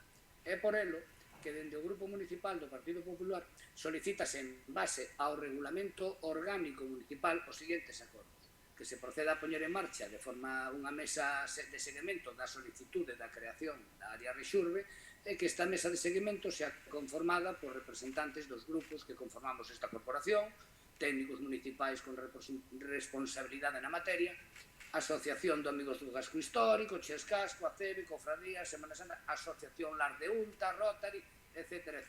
E todas aquelas entidades con actividades dinamizadoras do casco. Por lo tanto, nada máis en este momento. Moitas gracias, señora alcaldesa. Grazas. Voceira nacionalista ten a palabra. Moitas grazas, señora alcaldesa. Ben, como ben dicía o voceiro do Grupo Popular, é a segunda moción que debatemos en 2 semanas sobre ese tema, sobre a área Rexurbe. Nestas 2 semanas nada cambiou, é dicir, siga a haber ningún só euro nos orzamentos da Xunta de Galicia destinados á restauración, á rehabilitación do casco histórico betanceiro. Ben, engáname, cambiou unha cousa. Uns 15 días houbo máis derrubes, máis rúas cortadas, unha casa caída a maiores, e ninguén fai nada.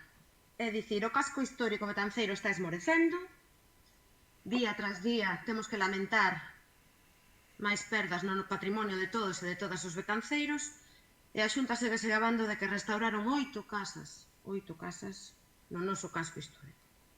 Pola nosa partimos estar a favor, por suposto que sí, de todos os proxectos, e de todos os papéis e de todas as palabras grandilocuentes que nos leven a que teñamos un casco histórico rehabilitado, pero ainda estaremos moito máis a favor de que existan feitos e orzamentos, porque só con esas realidades conseguiremos dunha vez para sempre volver ao casco histórico que todas nos merecemos. Moitas grazas e nada máis de momento. Moitas grazas. Voceiro socialista ten a palabra. Grazas, señora alcaldesa. Ben, por segundo pleno consecutivo, o Grupo Popular volve a traer as mesmas mocións relativas ao casco histórico. As mesmas que no ano 2019. A reacción é a mesma, entendo que o espírito da moción é o mesmo, e, por tanto, tal como xa fixemos no pleno de decembro do ano pasado, e sumado ao debate que tivemos escasamente fai 10-12 días, o noso voto será o mesmo. Nada máis polo momento. Grazas. Voceiro popular ten a palabra. Pois, primeiro, agradecer o voto dos partidos e nada máis. Entendemos a idea da portavoz do Bloque Nacionalista de que si ten que haber diñeiro, ten que haber tratos, ten que haber actitude, ten que haber tal. Estamos totalmente de acordo nese mismo tema. As casas non poden seguir caéndose no noso pueblo sin facer nada.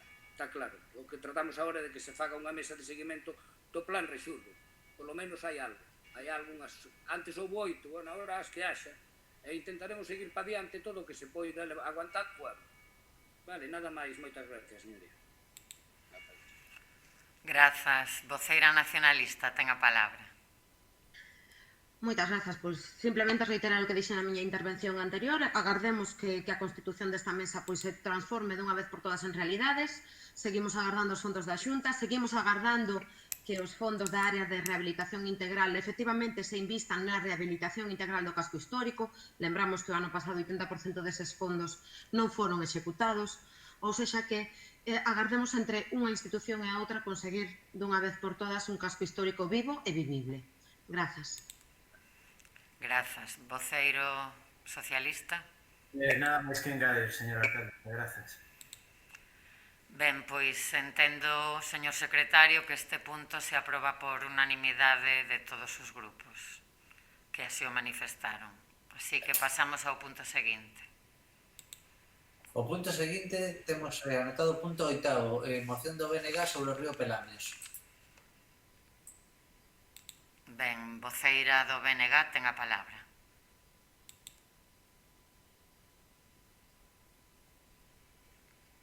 Conseguirei activar isto.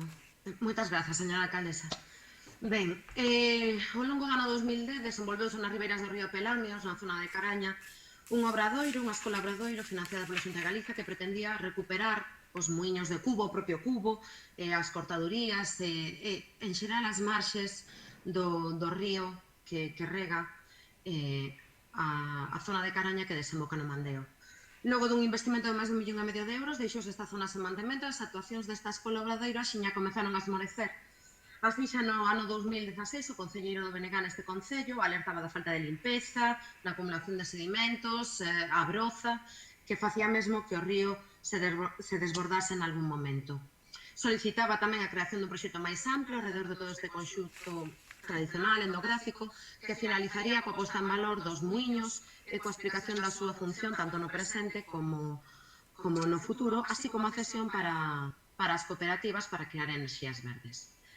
A día de hoxe, a realidade que observamos na marxe do río Pelamios é que non se solucionaron os problemas de saneamento do río, que continúa a ter vertidos de maneira directa, que os muiños seguen deteriorados, que a sinalización presenta un estado de xadez palpable e que a zona está chea de desperfectos materiais que afectan a todos os seus elementos. Tamén se deberían levar a cabo outras medidas que tivesen a ver co mantemento da flora, da fauna da zona. Por todo canto antecede, solicitamos a aprobación dos seguintes acordos. Instar ao Goberno local a realizar as seguintes tarefas que teñen a ver co mantemento e a posta en valor do río Pelamios, como son a realización de medicións do pH da auga das fontes do río, realizar unha limpeza especializada dos fondos do río de maneira que se manteña a flora e a fauna do ecosistema, recuperar o patrimonio material e inmaterial relacionado con esta zona e cos labores que nela se desenvolvían no pasado, realizar un herbario coa flora do río coa finalidade de catalogala e renovar a sinalización da zona. Segundo punto, solucionar os problemas de verquidos que afectan ao río. O terceiro, incluir a partida orzamentaria suficiente nos orzamentos de 2021 para a rehabilitación do muiño municipal que se atopa nesta zona. E, por último, facultar a alcaldía e o concelleiro en que delegue a tomar as disposicións necesarias para cumprir esta cosa. Moitas grazas.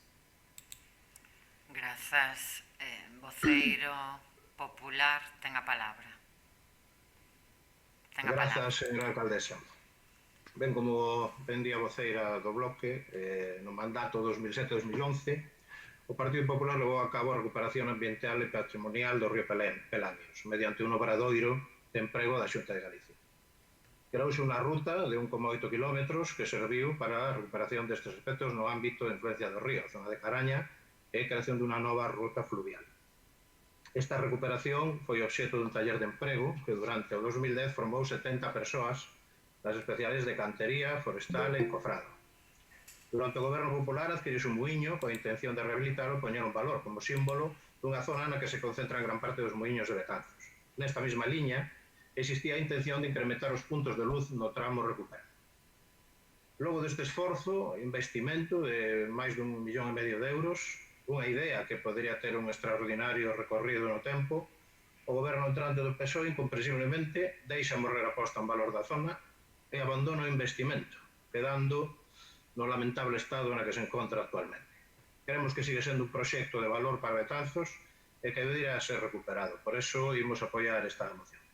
Mais nada. Voceiro socialista, ten a palabra.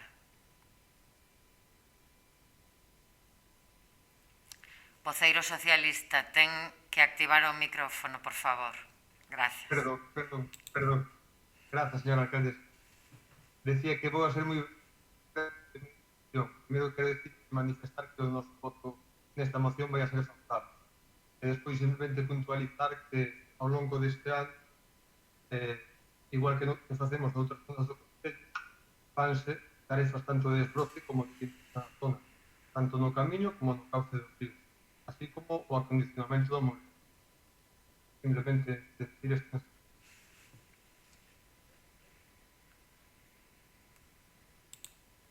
Rematou porque se lle escoita regular, sí, perdón, vale. Voceira nacionalista ten a palabra. Moitas grazas, señora alcaldesa. Eu debo pedir desculpas, pero non entendín prácticamente a intervención do voceiro socialista, ou seja que non sei se manifestou a intención do seu voto. Sí, escoitouse moi mal, eu tamén escoitei mal, manifestou o voto favorable á moción. Vale, grazas. Eso sí o entendí, eu sei, non? Ben, en todo caso, quero agradecer o voto favorable de ambos os grupos a esta moción.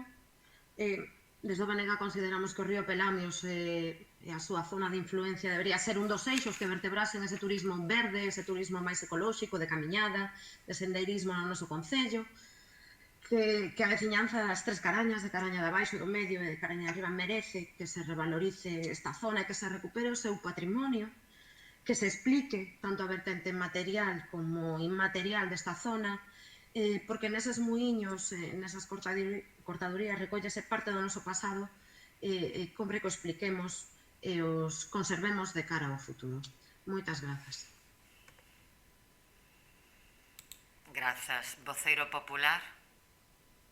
Gracias, señora alcaldesa. Pois nada, simplemente non entendo moi ben, non escoitei moi ben o que dixo, pero pareceume entender que se están facendo labores de mantemento. Vamos, eu estuve en 2 ou 3 veces este ano pola zona e, vamos, é increíble que eso este así, que este pudrecendo unha inversión de 1,5 millón de euros de cartos públicos. É algo, vamos, intolerable. Nada máis. Voceiro socialista. Escoitaseme ben agora? Mellor. Sí. Sí. Bueno, nada, comentar outra vez que sí que están facendo labores tanto de limpeza como de mantemento. Eu non creo que este tan mal, como digo, do Partido Popular. Pero bueno, como xa dixen antes, podemos Grazas. Non se lle escoitaba nada ben ao voceiro socialista. Recoñecer e poñer en valor a recuperación que se desenvolveu nesta zona, na zona do río Pelamios, no ano 2010, a través dunha escola obradoiro financiada pola Xunta de Galicia. Coincidimos absolutamente co manifestado pola voceira do Bloque Nacionalista Galego en que debe ser unha das zonas fundamentais para o Concello, para saber coñecer ben o noso pasado, o noso presente e o noso futuro.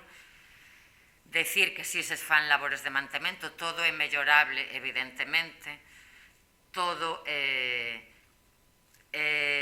cos medios que temos é imposible que este perfecto, pero tampouco igual de certo eso que como de certo é decir que si se fan labores de mantemento ao longo do ano e negalo faltar a verdade ou mentir. Pero, bueno, coincidimos no espírito da moción absolutamente e, como decía o voceiro do Grupo Socialista, o noso voto vai a ser favorable. Por tanto, señor secretario, entendo que este punto, tal e como se manifestou, tamén se acorda por unanimidade dos tres grupos. Moi ben, pois pasamos entón ao punto 9, moción do BNG sobre o apoio ao pequeno comercio. Voceira do BNG, ten a palabra. Ben, moitas grazas. No Concello de Betanzos temos a oportunidade de desenvolver unha campaña específica de promoción dos produtos galegos no pequeno comercio como un xento de defender os nosos sectores productivos, de transformación e de distribución que loitan fronte aos xigantes de comercio electrónico e a grande escala internacional. As compras de Nadal constitúen unha boa oportunidade para darlle forma práctica e didáctica a defensa da nosa artesanía, da nosa música, libros, xoguetes, toda unha cantidad de produtos que se crean directamente no noso país e, por tanto, que redundan na economía galega. Con esta campaña de sensibilización de consumo, quérese contribuir a frear o peche de tendas, a destrucción de postos de traballo por mor da crise económica e da pandemia da COVID-19. Ante esta situación, que conduce a un grave desequilibrio no sector comercial, pódese destacar a potencialidade e a calidade dos produtos galegos como motor para a dinamización do pequeno comercio local que aposta pola calidade, a innovación e a especialización. De feito, con esta campaña pretendemos servir para reactivar as compras en establecementos betanceiros con medida de apoio ao pequeno comercio para dinamizar a economía local. E por estes motivos, o Grupo Municipal do BNG solicitamos ao Pleno a Corporación a adopción dos seguintes acordos. Desenvolver unha campaña por apoiar o comercio de proximidade e fomentar a compra de produtos galegos coincidindo coa tempada de agasallos de Nadal e facultar a Alcaldía ou o Concelleiro en quen delegue a tomar as disposicións necesarias para cumprir este acordo. Moitas grazas. Grazas. Voceiro do Partido Popular, ten a palabra. Voceira, perdón, ten a palabra. Gracias, señora alcaldesa. O pequeno comercio é, como todos sabemos, un sector importantísimo e estratégico de Betanzos. Todo apoio ao comercio de proximidade e á compra de produtos galegos, neste caso coincidindo coa tempada de Nadal como día a moción do Bloque Nacionalista Galego, como tamén en calquera época do ano, é a base para que dito sector non se estangue nin diminúa. Todo o que veña a este pleno para impulsar e axudar ao noso comercio, dende o Partido Popular de Betanzos, vámolo a apoiar sempre. A nosa cidade conta con un gran número de negocios destas características, oxalá que cada ano sexan máis, porque estes xogan un papel fundamental da dinamización económica e sociocultural do noso Betanzos. Creemos que toda campaña que reactive as compras en establecementos betanceiros e de produtos galegos debe ser apoiada e acollida con ilusión. Mais, compre nestes momentos tan complicados que estamos a vivir todos nós e que redundan na merma do consumo, tanto no pequeno como no mediano comercio, por mor da crise económica e da pandemia que estamos a padecer neste ano 2020. Fomentar a compra de produtos galegos e poñer en valor o noso, polo tanto, dende o Grupo Municipal do Partido Popular apoiaremos esta moción. Nada máis por ahora, moitas grazas.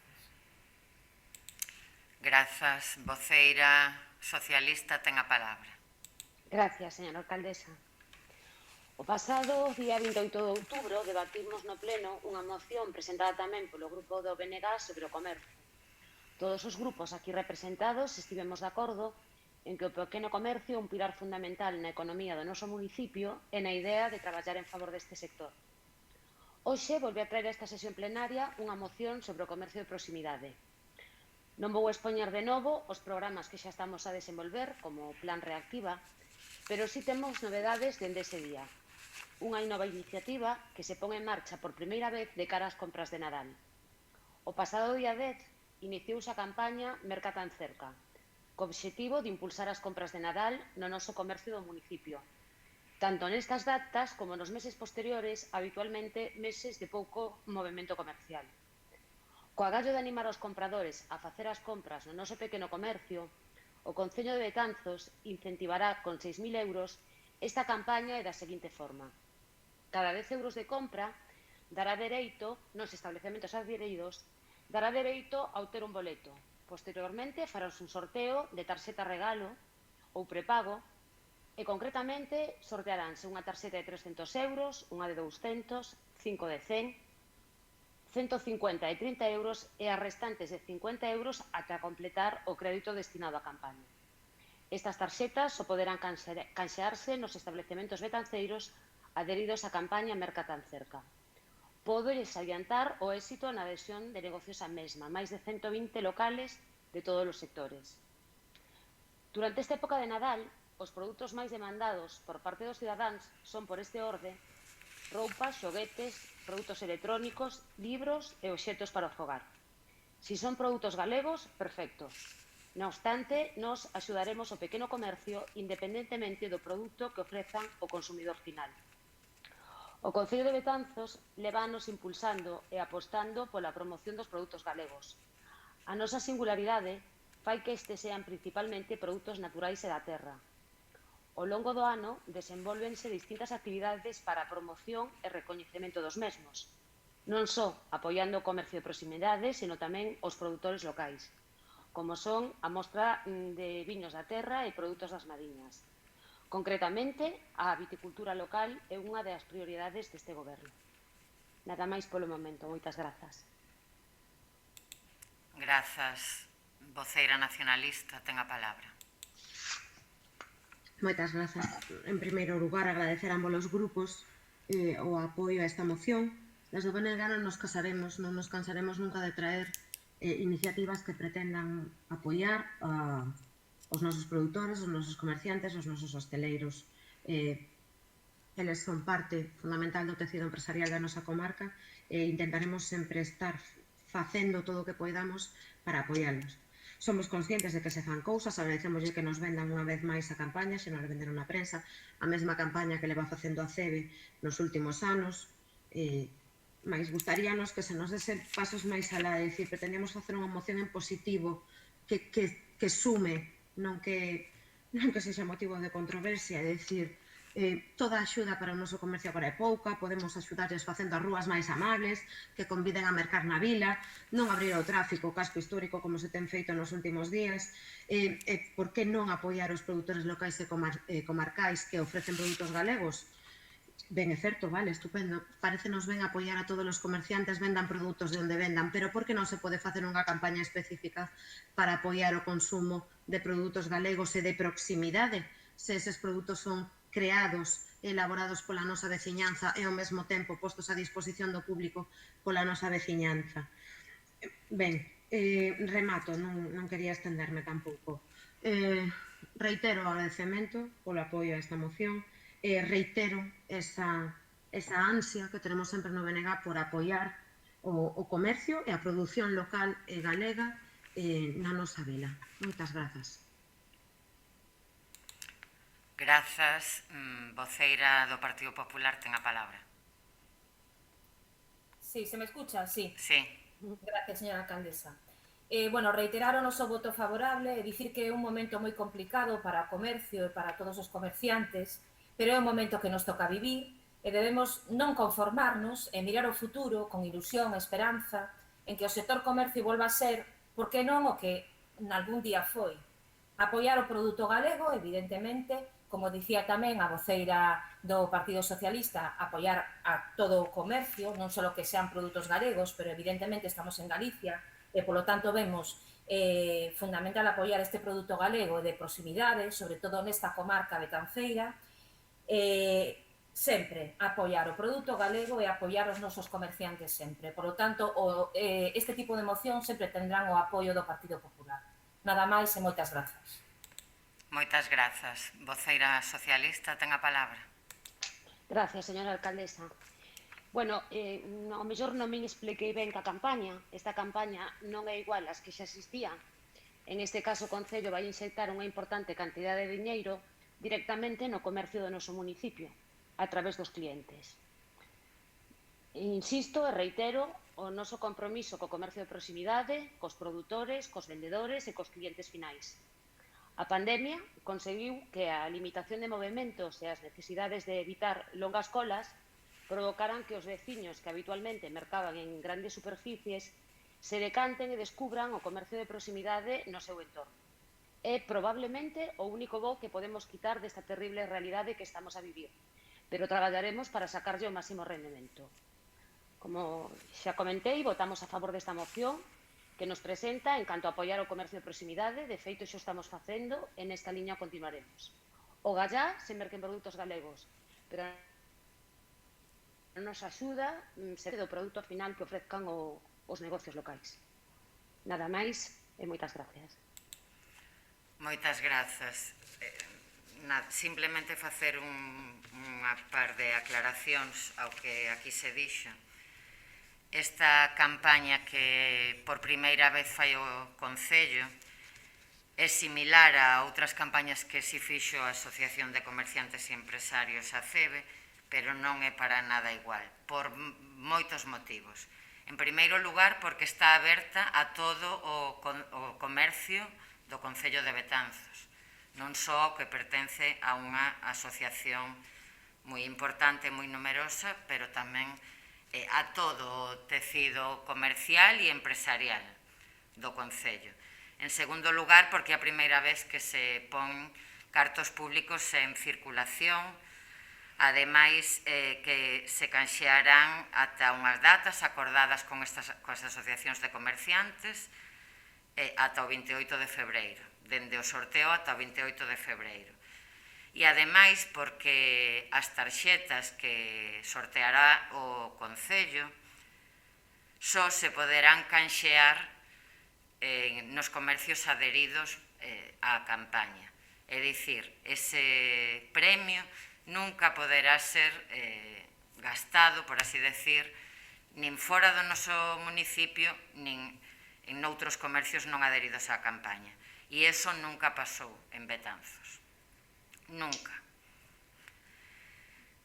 En canto ao comentario que fixo sobre o tráfico destes días, houve unha modificación no tráfico ocasionada, falouse nun punto anterior, por un derrube que houve na Rúa Nova dunha propiedade privada. Os traballos para garantir a seguridade de peóns e de vehículos levados a cabo por propiedade dese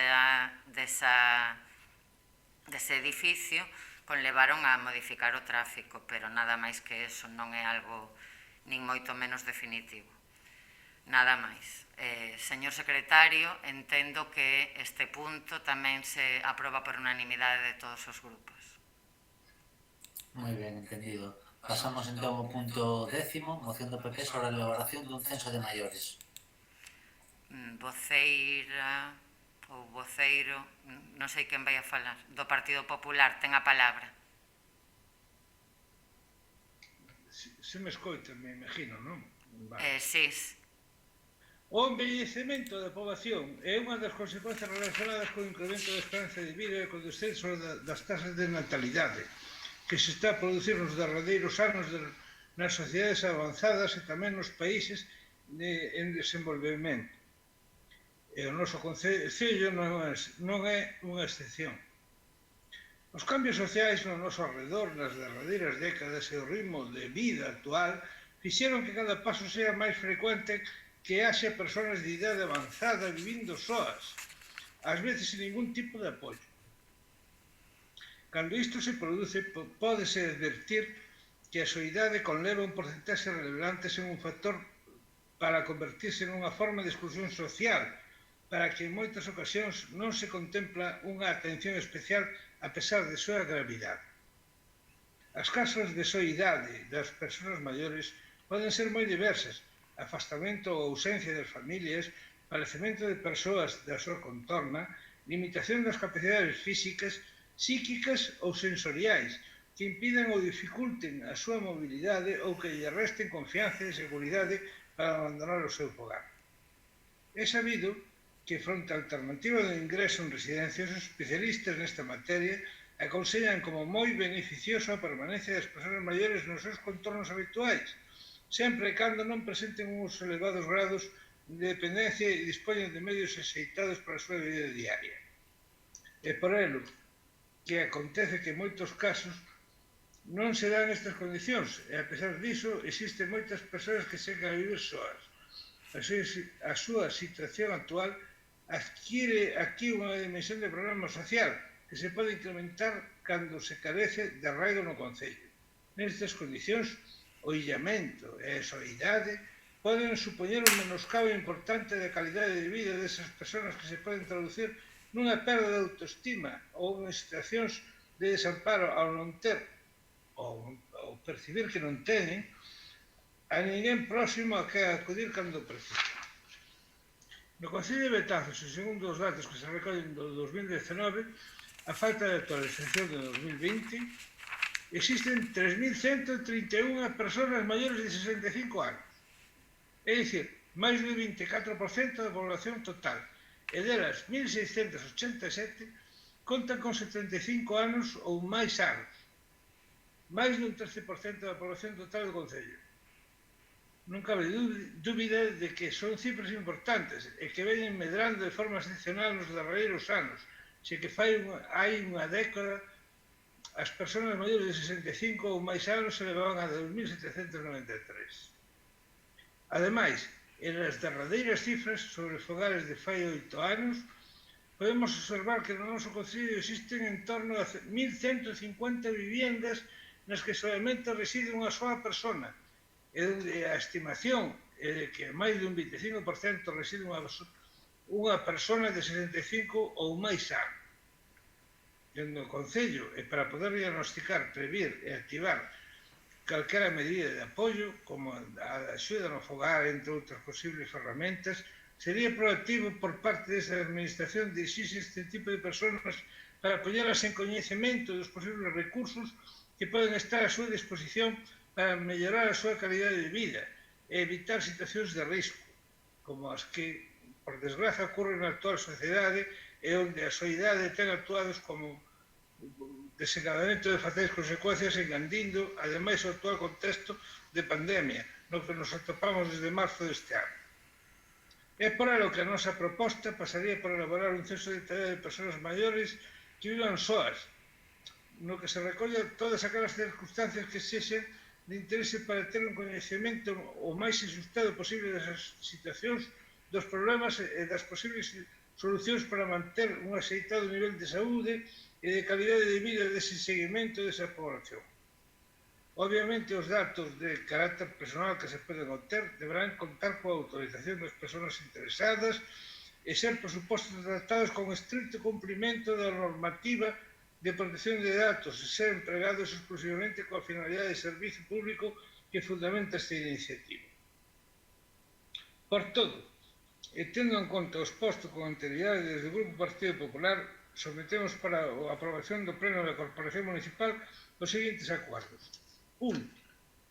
Que o Goberno local realice os pasos necesarios para a realización dun censo municipal de persoas maiores que vivan soas no termo municipal, e onde se especifique aquelas condicións e circunstancias que se consideren pertinentes a fin de dispor da información máis actualizada e completa posible para suministrarle as liñas de axudas ou facilitarles os recursos públicos dos que se poden ser beneficiar estas persoas para desta maneira levar a cabo unha mellor efectiva da calidade da vida dos seus fogares e evitar posibles situacións de risco.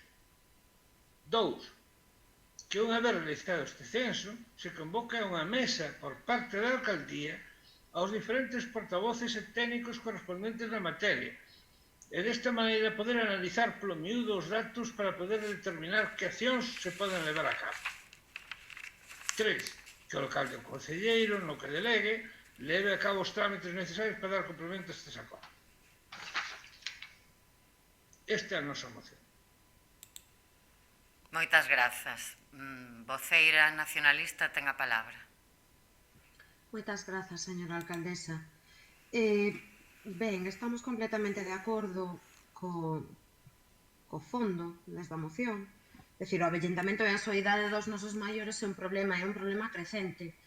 Non obstante, co que non estamos tan de acordo con que unha lista amañe a carencia dos nosos maiores. De feito, supoñemos que este censo é algo tan simple como facer un filtrado por idade no censo municipal. Non obstante, si consideramos que pode haber algunhas cuestións que sí teñan interese os nosos maiores en que sexan abordados, outras necesidades quizáis máis importantes para eles. Quizáis lles interese que se abra un centro de saúde que permanece semipechado a día de hoxe, en que non hai atención presencial para eles, nin para ningunha persoa, independentemente da súa idade. Quizáis lles interese que haxa unha lei de dependencia ben dotada desde o punto de vista económico e persoal e que non tarde anos en valorarlos, en ofrecerlles as horas suficientes para que sexan atendidos nos seus fogares. Quizáis lles interese que haxa un centro de día público no noso concello inexistente. De feito, na nosa comarca só hai 8 prazas para centros de día de carácter público no concello de Miño. Quizáis lles interese tamén aos nosos maiores que comece a haber prazas de residencias públicas na nosa comarca. A día de hoxe hai 0 prazas de xeriátricos na comarca das Mariñas. Quizás lles interesa aos nosos maiores que remata a inestabilidade laboral que fai que en Galicia teñamos as pensións máis baixas do Estado e toda a problemática que leva consigo para os nosos maiores no momento de xubilarse con pensións mínimas. E quizás por último lles interese aos nosos maiores que se acabe con esa emigración juvenil masiva que fai que na maior parte dos casos teñan os seus fillos e os seus netos lonxe e, por tanto, estean sós. Quizás se solucionamos toda esta serie de circunstancias que vostedes teñen na súa man solucionar noutras administracións, os nosos maiores nin se sintan tan sós, nin necesiten medidas para o seu acompañamento diario nos seus fogares. Son só unhas ideas, pero ben, non obstante, adiante, fagamos o censo de maiores por nós que non quede, mas de todas maneiras absterémonos porque consideramos máis importante a outra vertente que lles dicía. Moitas grazas e de momento non teño máis que dicir. Moitas grazas. Ben, entendendo o espírito positivo da moción, xa lle digo que o voto do Grupo Socialista vai a ser favorable a esta moción. Pero sí quero puntualizar varias das cousas das que se fala na moción. Dende o primeiro momento do estado de alarma, alá por mediados do mes de marzo, dende os servizos sociais municipais fíxose un seguimento continuado de todas as persoas maiores do noso municipio, usuarias de calquera dos programas dos servizos sociais municipais, dende o Servizo de Axuda no Fogar, por suposto, como da teleasistencia, do programa de memoria, do xantar na casa, de envellecemento activo, etc. Un seguimento continuo. A partir de aí, o Goberno de España, o 6 de abril, publica un documento técnico de recomendacións para responsables e persoal, para responsables políticos e técnicos dos servizos sociais de atención primaria derivada da crise da COVID-19. En ese documento, o Goberno de España, de xeito extraordinario, permite utilizar os datos do padrón municipal para localizar e comunicarse coas persoas maiores que viven soas, neste caso no municipio de Betanzos, pero en calquera municipio. De xeito extraordinario, repito.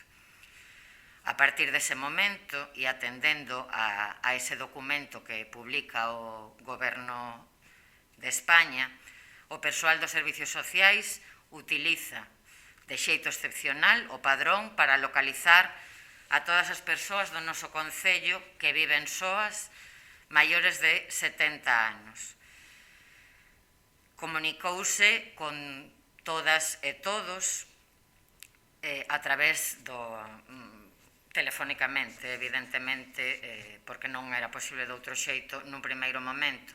Como saben, o número de teléfono é un dato voluntario no padrón. Había moita xente a que non aparecía ningún número de teléfono, outra que o teléfono que aparecía non estaba actualizado. Ben, todas aquelas persoas que o persoal de servizos sociais non localizou telefónicamente, mandouselles unha carta explicándolles o motivo e pedíndolles que fosen eles os que se puxesen en contacto cos servizos sociais municipais, e así o fixeron a inmensa maioría. A intención do persoal técnico de servicios sociais era saber como se atopaban, se necesitaban algo, ofrecer os recursos públicos, tanto municipais como autonómicos, máis axeitados para eles e elas, e facer fronte a calquera necesidade naquel momento de máximo confinamento. Teño que decir con certa satisfacción que a inmensísima maioría dos maiores que viven sós no noso concello contan con apoio familiar ou veciñal ou público, e que foron moi poucos os casos en que non era así, pero que se fixo todo isto ao longo do mes de abril. Nunha segunda quenda, pasado un tempo, quíxose ampliar esta comunicación e, ademais de con estas persoas, os servicios sociais puxéronse en contacto con aqueles domicilios que constaban no padrón nos que convivían 2 ou máis persoas maiores de 80 anos. É dicir, que nunhas primeiras chamadas non se comunicaron con eles porque non vivían sós, pero sí só convivían con outras persoas maiores. Esta liña de traballo continúase a facer no día de hoxe e así seguirá mentres sexa posible, que entendo que será mentres dure o estado de alarma. Veremos despois se é posible ou non, pero o que lle quero decir con eso é que, entendendo o sentido positivo da moción, non hai inconvinte en que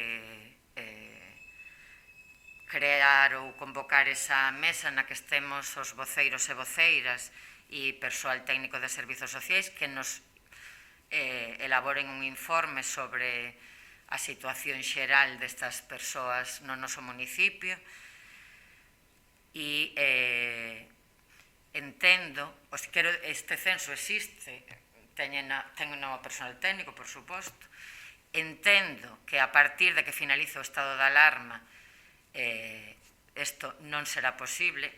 Antes do 14 de marzo non era posible, pero non o sabemos.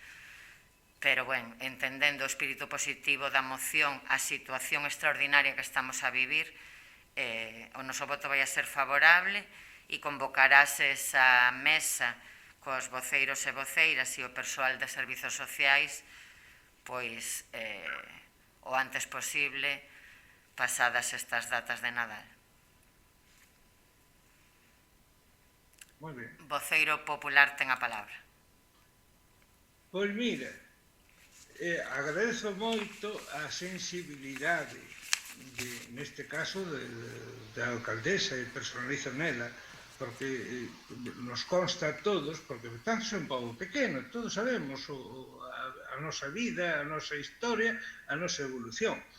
É dicir, a nosa alcaldesa ten experiencia en asuntos sociais, pois sí, moita experiencia.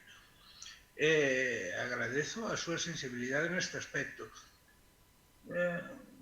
Sorprende un pouco a pouca sensibilidade da voceira do partido do BNG, do Bloque Nacionalista. Isto é unha cousa, non é unha cousa que nos inventáramos nós agora, é dicir, é unha cousa que ven funcionando moi ben, sobre todo nos concellos do rural de Galicia. Foi unha situación de emergencia, é dicir, os nosos maiores, quenes viven solos, hai que interesarse por eles. Iso está funcionando moi ben nos concellos do rural. Cousa que non debe estar enterada a nosa voceira do Bloque Nacionalista. É unha especie de responsabilidade moral que temos cos nosos maiores. É dicir, sí, e ademais encántame que si se participe nesa mesa, porque, mire, toda axuda é pouca. No tema dos asuntos sociais, a nosa alcaldesa coincidirá comigo, toda axuda é pouca, é dicir, que sí, vamos a ver, que quen necesita axuda, pois hai que prestarle, hai que identificar esta xente, nada máis. Nese sentido, agradezo moito a postura do Partido Socialista, polo Dora nada máis meter grazas. Voceira nacionalista, ten a palabra. Moitas grazas, señora alcaldesa. Ben, ou non me expliquei ben ou non souben transmitir a miña mensaxe. Non me sinto identificada nesas palabras de falta de sensibilidade coas persoas maiores. Non me sinto identificada. Igual é o que transmitín, lamento moito que esa fosa a imaxe que se transmitiu. O que eu quería facerlle ver ao voceiro do Partido Popular era que os nosos maiores soportan unha soidade certa, unha soidade constante, porque hai unha serie de problemas estruturais na nosa sociedade que se refliten claramente na nosa comarca, e os nosos maiores están sós polos problemas estruturais desa sociedade. É dicir, se non teñen o apoio dos seus fillos é porque os seus fillos están traballando en precario e moitas veces non teñen nin o tempo nin os medios para asistilos, e por iso teñen que estar en residencias de anciás, das que carecemos en Betanzos. Se os nosos maiores están sós, tamén será porque os seus fillos e os seus netos teñen que emigrar para atopar unha saída digna desde o punto de vista laboral. É dicir, sensibilidade toda a que vostede queira e máis. Eu son a primeira que está de acordo en que hai que apoiar os nosos maiores, mas ese apoio non virá só da creación dunha mesa e dun censo nunha listaxe de persoas maiores, virá por outros camiños, uns camiños que nos levan a investir en políticas sociais que leven consigo unha estabilidade para a poboación no seu conxunto, unhas pensións dignas para os nosos maiores que lles permitan ter a asistencia suficiente nos seus fogares e tamén todo un tecido de oportunidades desde o punto de vista da dependencia dos xeriátricos e dos centros de día que fagan que os nosos maiores se sintan acompañados en todo e canto momento que necesiten. De verdade, lamento moito non me ter expresado coa suficiente clareza na miña primeira intervención. Espero que agora este problema se solucionase. Non teño máis que engadir. Moitas grazas. Bueno. Non me expliquei. Moitas grazas, señor voceiro do Partido Popular. Agradezolle moito as súas palabras hacia min, pero as palabras de agradecemento neste caso deben ser de toda a corporación hacia o persoal de servizos sociais. Porque, como xa dixen noutras ocasións, perdoe un momento, como xa dixen noutras ocasións neste pleno, para o seu coñecemento e para poñer en valor a súa labor, sempre, dende hai moitos anos, levan a cabo unha labor fantástica, pero dende o 14 de marzo creo que levaron a cabo unha labor fundamental para garantir a calidade de vida dos nosos maiores e de moitas persoas nunha situación moi complicada e que todos e todas coñecemos seguramente a moitas deles. Así que o noso agradecemento é para o traballo e o esforzo de todo ese persoal, todos e todas do primeiro ao último, que desenvolveron e desenvolven, porque continúan neste programa e noutros máis a levar a cabo un traballo inmellorable. Así que as palabras de agradecemento deben ser para elas. E, bueno, que tamén quero coincidir en moitas das cousas que dixo a voceira do Bloque Nacionalista Galego. Este recurso que vostedes plantexan nesta moción parécenos ben, vámoslo apoiar, estáse facendo, teremos os datos nesa mesa e seguiremoslo facendo mentre sexa posible, pero é certo que fan falta outros recursos públicos. Creo que todos os grupos debemos estar de acordo neso. En Betanzos e na comarca fan falta recursos públicos para maiores. Falei moitísimas veces da necesidade dun centro de día ou da necesidade dunha residencia pública para persoas maiores e outros recursos.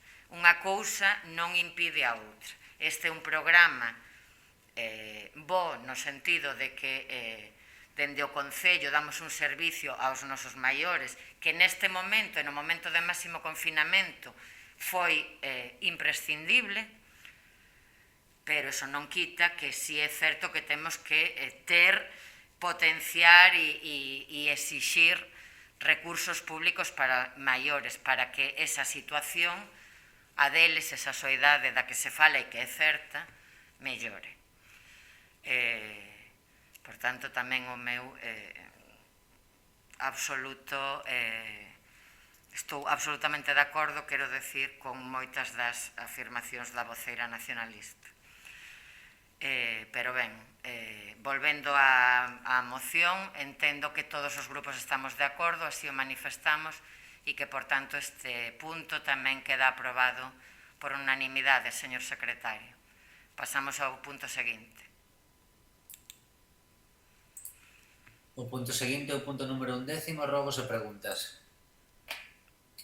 Ben, antes de nada damos lectura ás preguntas do pleno anterior. Voceiro do Grupo de Goberno ten a palabra. Gracias, señora alcaldesa. Respostas ás preguntas do BNG sobre a limpeza do mercado municipal. As tarefas de limpeza nos espazos comuns do mercado municipal son efectuadas por persoal municipal de forma diaria con produtos adecuados. Ademais, realízanse as tarefas pertinentes de control de pragas con periodicidade necesaria.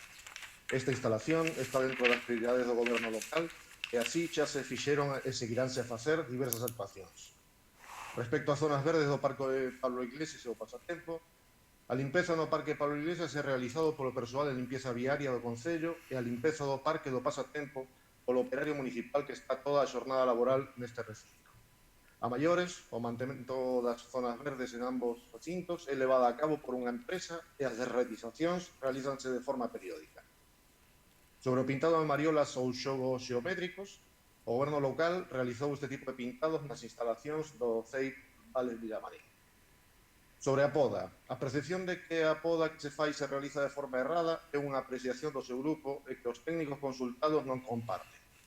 Ademais, o carballo americano da feira presenta unha fenda no seu tronco, o que provocou que se realizase unha poda seguindo indicacións técnicas para evitar a rotura total da árbore coa perigosidade que isto significaría. As tarefas foron realizadas por persoal municipal competente, posto que cando o Concello conta con personal axeitado para realizar as tarefas, si se fai, seguíronse criterios técnicos, non criterios nin opinións políticas. Respecto aos semáforos e a sinalización horizontal da Ponte Nova, os equipos reguladores están pendentes de ser reparados por unha empresa especializada. Ademais, de cara ao próximo exercicio, está previsto a renovación de todos os equipos reguladores instalados no noso Concello. Sinalización horizontal nesa vía é competencia da demarcación de estradas do Estado, que xa se demandou en diversas ocasións, por lo que é previsible que se faga dentro do programa de mantenimento que están a facer nas estradas Nacional 6 e Nacional 651. Nada máis, señor alcalde. Moitas gracias. Grazas. Ben, pois, voceira nacionalista ten a palabra. Moitas grazas, señora alcaldesa. Ben, primeira pregunta. Nos días pasados, en concreto o venres 3 de decembro, produciuse un novo desprendemento nun edificio do noso maltreito casco histórico Desde ese día, a Rúa Nova permanece cortada ao tránsito polos traballos de consolidación do edificio. En todo este tempo non se informou a veciñanza da zona alternativa para chegar aos seus fogares. Van levar a cabo unha ordenación de tránsito ou van seguir deixando que o tempo pase, deixando así a Rúa do Castro como rúa de acceso? Parecelles boa alternativa ter aberta a Praza da Constitución ao tráfico, contribuindo á degradación dun espazo no que todas as veciñas investimos os nosos tributos para convertelo nun espazo peonil e que está construído para non soportar tránsito e estacionamento? Non consideran que as actuais circunstancias sanitarias exixen de máis espazos libres para as persoas como recomendan as autoridades sanitarias? Ou estas consideracións tan só as usan para enviar comunicados de prensa na Semana da Mobilidade e facer todo o contrario ao resto do ano? Segunda pregunta.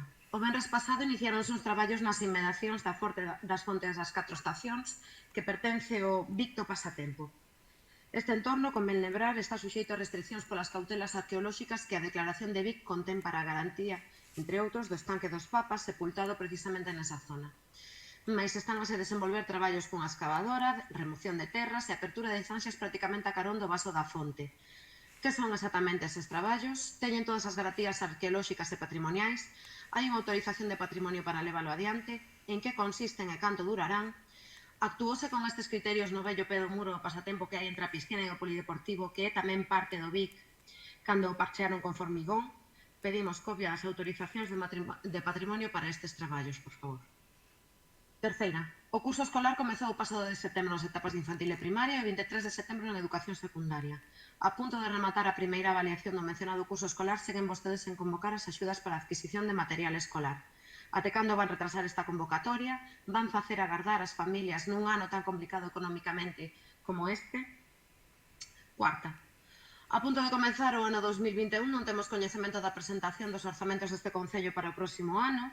A Lei de Facendas Locais, no seu artigo 168.4, establece a obrigación dos presidentes da Corporación Local de enviar para aprobación inicial o orzamento antes do 15 de outubro de cada ano, a fin de que sexa aprobado ou emendado, e entre en vigor co ano natural ou de xaneiro do ano inmediatamente seguinte. A alcaldesa deben incumprindo sistemáticamente esta obriga legal desde que se tomou posesión do cargo por primeira vez. Agora que non poden culpar a oposición de non ter orzamento en prazo porque teñen maioría absoluta, cal é a excusa? Teñen pensado elaborar un orzamento municipal, non rexa a Lei de Facendas Locais para o Concello de Betanzos a súa alcaldesa, cal é a legislación a que aternos no tocante a orzamentos e contas, que sempre presentan con prazos máis que vencidos e as máis das veces mesmo vulnerando os dereitos da oposición a coñecer e poder exercer todos os nosos dereitos en representación da veciñanza. E 5. Foron varios os veciños e veciñas que nos preguntaron pola posibilidade de ver en streaming as sesións plenarias deste Concello. Por que non se retransmiten en directo os plenos municipais como se fai con outros actos institucionais, nomeadamente aqueles nos que interven en exclusiva a corporación municipal ou como fan outros municipios con recursos e medios máis modestos? Seguirán asegurando para defender que os plenos estean a non ser públicos, como exixe a lei, que teñen problemas técnicos? Moitas grazas.